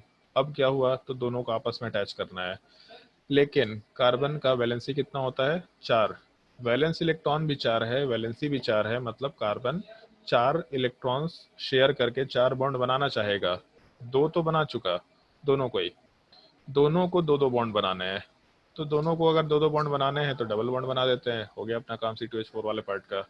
तो इस तरीके से काम किया जा सकता था। जैसे मान लो अगर हम लोग इस कंपाउंड का फॉर्मेशन करते H2H2O6, तो इसका स्ट्रक्चर कैसे बनना चाहिए एक बार सोच के देखो। जो रूल्स बताया है उन सारी चीजों का कॉम्बिनेशन एक बार सोच के देखो, फिर और क्वेश्चन एक लाइन से देना शुरू करेंगे। और हम जो स्ट्रक्चर बनाएंगे फिर उससे रिलेट करना कि स्ट्रक्चर सही है गलत है। 30 सेकंड का टाइम है केवल, ज्यादा टाइम नहीं दे रहे।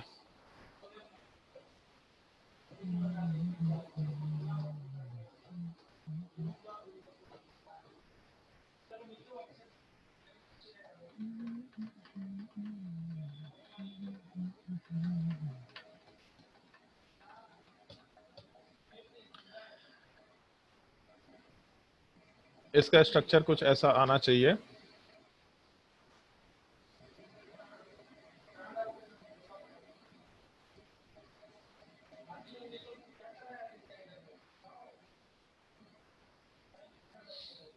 ऐसा कुछ स्ट्रक्चर आएगा।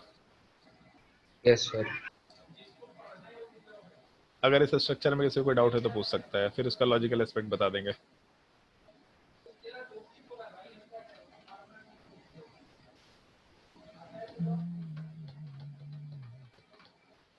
जल्दी बताओ, किसी को कोई डाउट है? किसी को डाउट नहीं है? बहुत सही। चलो भाई, अगर डाउट नहीं है तो फिर हम लोग थोड़े रैंडम स्ट्रक्चर देना शुरू करते हैं। उन सारे स्ट्रक्चर्स को ट्राई, अच्छा हाँ ठीक है, एक दो स्ट्रक्चर्स और ट्राई करके देख लेते हैं। जैसे मान लो P4 की बात करते हैं, तो क्या सेंट्रल एटम होगा? सोच के देखो एक बार स्ट्रक्चर कैसे बनाएंगे। स्ट्रक्चर वैलेंसी कंप्लीट होना चाहिए, वैलेंस इलेक्ट्रॉन का केयर करना है केवल।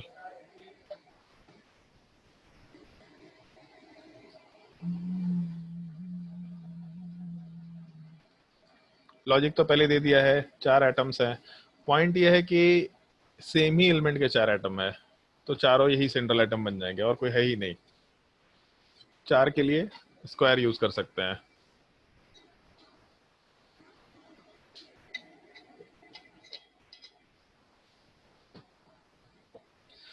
जिसका भी स्ट्रक्चर है बता सकता है, उसके बाद आगे का डिस्कशन करेंगे।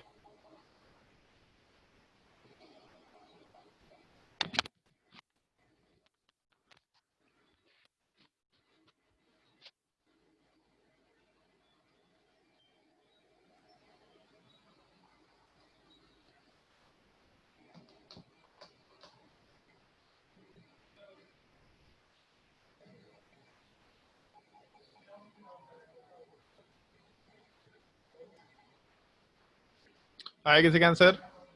गूगल मत कर लेना है P4 का स्ट्रक्चर क्या होता है, बैकग्राउंड में सब लोग गूगल करके आंसर बताएगा। आया सर किसी का आंसर? चारों एक स्ट्रेट लाइन में सिंगल बॉन्ड में नहीं हो सकता। नहीं हो सकता।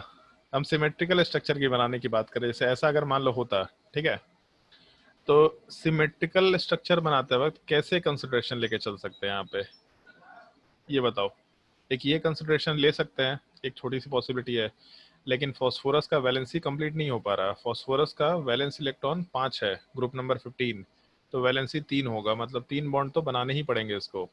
तो ये 2 बॉन्ड बना रखा है, ये भी 2 बॉन्ड बना रखा है, मतलब ये तो नहीं हो सकता। अगर ट्रिपल बॉन्ड बना दिया तो बीच वाले का 4 बॉन्ड हो जाएगा, ये भी नहीं हो सकता। अब क्या करें?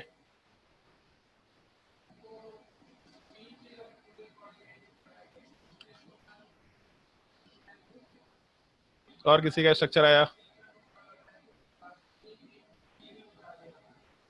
चलो ध्यान दो,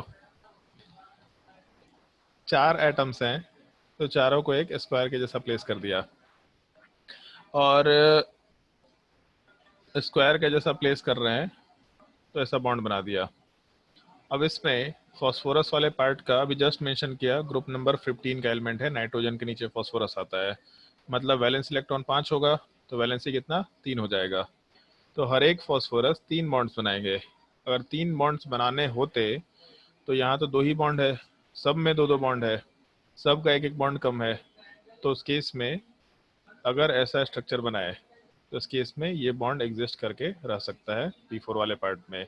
इस चीज़ का ध्यान रखना, यहाँ कोई ज्वाइंट नहीं है, मॉलिक्यूल जो है वो एक्चुअल में टेट्राहेड्रल शेप होता है। अब तुम लोग एक बार गूगल करके इसका 3 डायमेंशनल शेप देखना कि 3 डायमेंशन में मॉलिक्यूल कैसे एग्जिस्ट करता है अगर P4 वाला पार्ट रहा तो। और इस चीज को हम लोग नॉर्मली रेड फॉस्फोरस बोलते भी है, रेड कलर रहेगा P4 वाले पार्ट का, बट उस चीज को हम लोग आगे डिस्कस करेंगे, ठीक है। सर यही मैच स्टिक में रहता है जिसको हम लोग जलाते हैं। हाँ हाँ हाँ, उसी में रहता है, ठीक है। ये मैस्टिक वाला जो पॉइंट है ये तुम लोग को ध्यान रखना है एक्चुअल में, बट रेड फॉस्फोरस इसको बोलते हैं, ये ध्यान नहीं रखना होता है। क्वेश्चन नंबर 21 में, चलो आगे कुछ और क्वेश्चन ट्राई करके देखते जाओ। और पढ़ना है कि अभी क्लासेस एंड करें? किसी को क्लास एंड करवाने का मन है तो करवा सकता है, कोई दिक्कत नहीं है, हम तो फ्री हैं। अपना बता दो,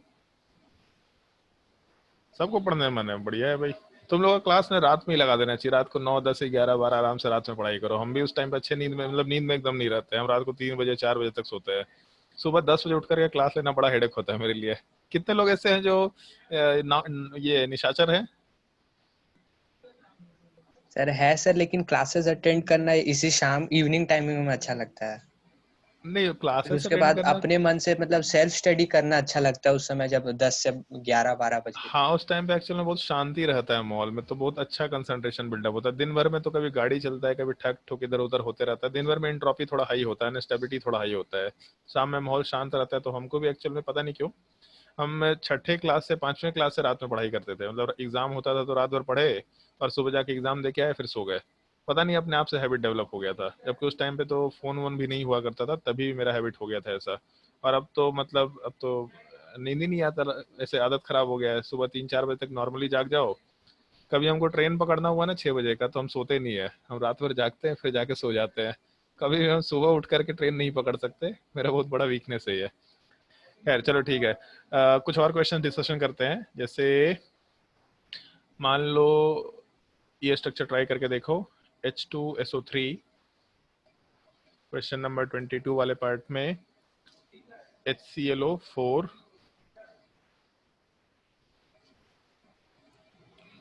उसके बाद 23 वाले पार्ट में HClO3, 24 वाले पार्ट में HClO2, 25 वाले पार्ट में HClO या इसी चीज को HOCl भी बोला जा सकता है, 26 वाले पार्ट में H4HCO6, इस चीज को परजेनिक एसिड भी बोला जाता है, जेनॉन है तो इसीलिए जेनिक वर्ड आया वहां से, परजेनिक एसिड। अभी के लिए नाम याद रखने का नहीं है तुमको, ये तुम्हारे लिए बहुत इंपॉर्टेंट कंपाउंड नहीं है। उसके बाद HiO4, HbRO4, या एक काम करते हैं 27, 28 ये होमवर्क में दे देंगे, कुछ अच्छे क्वेश्चन दे देते हैं यहाँ पे 27 में। H2S2O7, इस कंपाउंड को हम लोग यूज करते हैं ओलियम में। Basically oleum is a mixture of H2S2O7 and sulphuric acid, मतलब H2S2O7 प्लस H2SO4, इसके मिक्सचर को हम लोग ओलियम भी बोलते हैं, कॉमन नेम है ओलियम, जिसको हम लोग इन जनरल हम लोग यूज करते हैं कहीं कहीं पे कुछ पार्टिकुलर इसमें प्रोसेस वाले पार्ट में। बेसिकली पेरोक्साइड बनाने के लिए यूज करता है, हाइड्रोजन पेरोक्साइड, बट अभी उस चीज को हम ज्यादा वो नहीं कर रहे, डिटेल में डिस्कस नहीं कर रहा है। फिर उसके बाद क्वेश्चन नंबर 28 वाले पार्ट में P4O6, सॉरी P4O10 ले लेते हैं, O6 का स्ट्रक्चर थोड़ा यूनिक है। उसके बाद N2H4, 30 नंबर वाले पार्ट में H4P2O7। H3PO4 को क्या बोलते हैं, कुछ याद है? Phosphoric acid. फॉस्फोरिक एसिड तो बोलते हैं, और ऑर्थोफॉस्फोरिक एसिड भी बोलते हैं। जब हम लोग 2 मॉलिक्यूल लेंगे H3PO4 का, तो 2 मॉलिक्यूल लेने का मतलब है बेसिकली H6P2O8 आएगा। यहाँ से H2 हटा दो, तो अगर H2 हटाएंगे तो उस केस में H4P2O7 आएगा।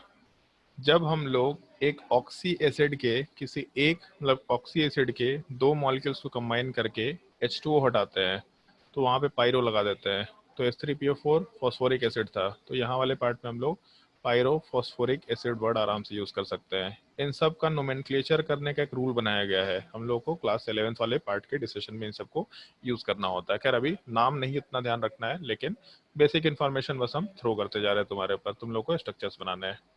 इतने क्वेश्चन ट्राई करके देखो 30 तक, उसके बाद फिर बाकी क्वेश्चन हम होमवर्क में दे देंगे। तुम लोगों को पीडीएफ सेंड कर देंगे, उसमें होमवर्क रहेंगे क्वेश्चंस का। तुम लोग इतने मॉलिक्यूल्स नोट कर लो, इनको ट्राई करो अभी।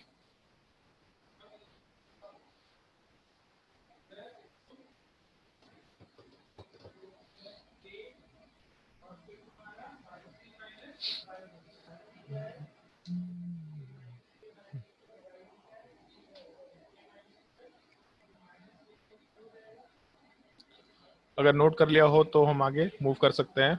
जिसको नोट नहीं किया होगा क्वेश्चन वो बता देना, ठीक है। ये इन्फॉर्मेशन नोट करने की जरूरत नहीं है, ये इन्फॉर्मेशन बाद में देख लेना अपने पीडीएफ में।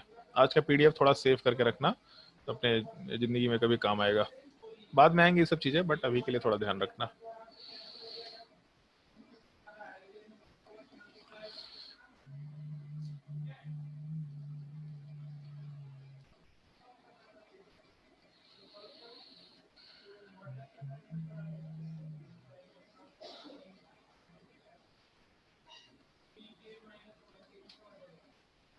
क्वेश्चन नंबर 31 से आगे नोट मत करना, इन क्वेश्चंस को होमवर्क के लिए ट्राई करना है।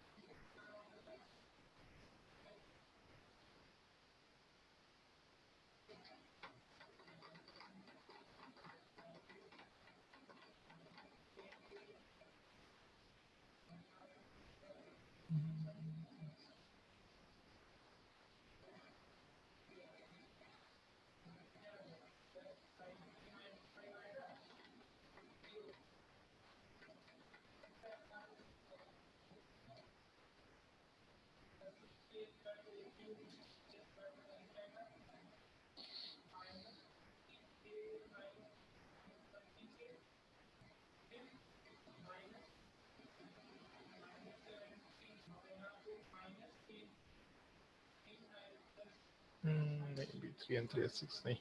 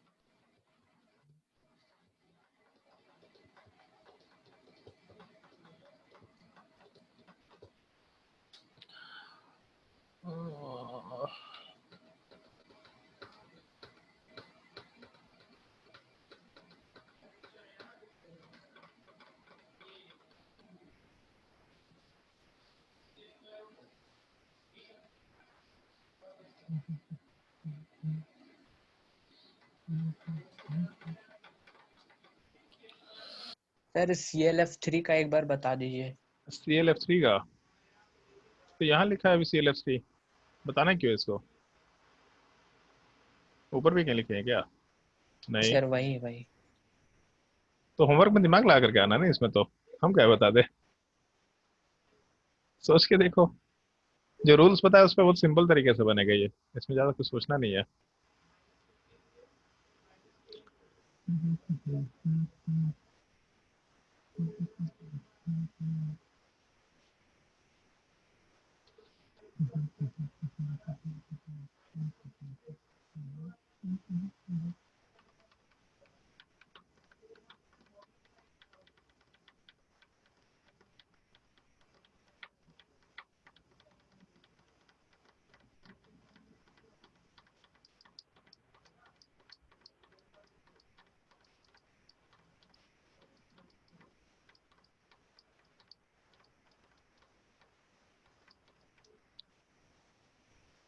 और कुछ ऐसा कॉम्प्लिकेटेड मॉलिक्यूल तो बचता नहीं है, चार्ज वाला पार्ट बचता है जो हम लोग नेक्स्ट क्लास में डिस्कस करेंगे। बाकी सारे क्वेश्चन तो सिंपल टाइप के थे, तो इसमें कुछ भी डिस्कस करने लायक बचा नहीं। सल्फर के केस में SO2Cl2 ले सकते हैं, ठीक है। 50,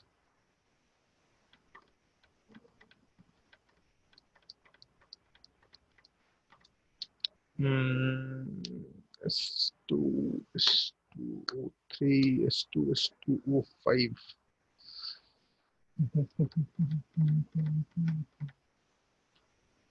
ठीक है, एक ही स्ट्रक्चर ट्राई करके देखना, H2SO5।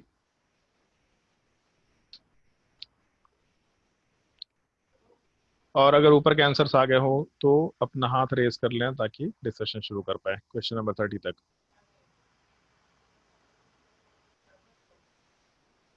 बढ़िया। बाकी लोग अभी होमवर्क मत बनाने लग जाना भाई, क्लास खत्म भी करना। सनी का ही बन गया है, क्षितिज का ही बन गया, बढ़िया।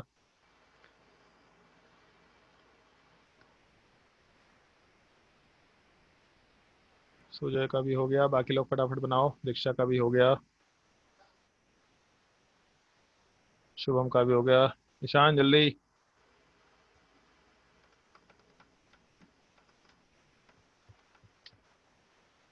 स्कूल वाला काम तो नहीं कर रहा ना अभी तो, इधर ऐसे लॉग इन करके गायब हो गया है। हाँ, ईशान।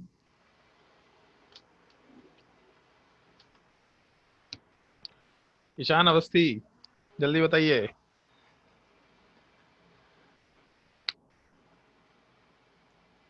अटेंडेंस दे रहा है यहाँ पे आकर के गायब हो गया है। चलो इसका भी हो गया शायद, नहीं गायब ही हो गया। चलो भाई डिस्कशन शुरू करते हैं। H2SO3 वाले पार्ट को कंसिडर अगर करें हम लोग, अच्छा इससे कुछ प्रॉब्लम हो रहा है शायद से कनेक्शन में। ये तुमको अगर हाथ रेज करना नहीं आ रहा तो एटलीस्ट माइक्रोफोन अनम्यूट कर सकते हैं जहाँ पे माइक का ऑप्शन बना होगा। हाँ चलो ठीक है, ओके।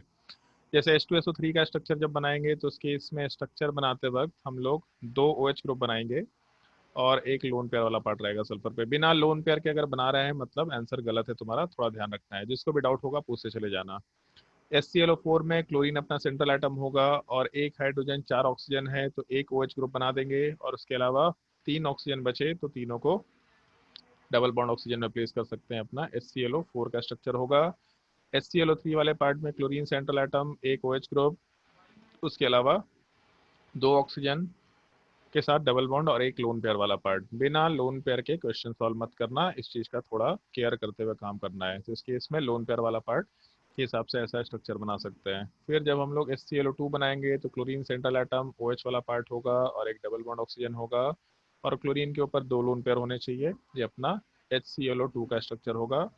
और HOCl वाले पार्ट में Cl के साथ एक OH ग्रुप लगा सकते हैं क्लोरीन वाले पार्ट के ऊपर।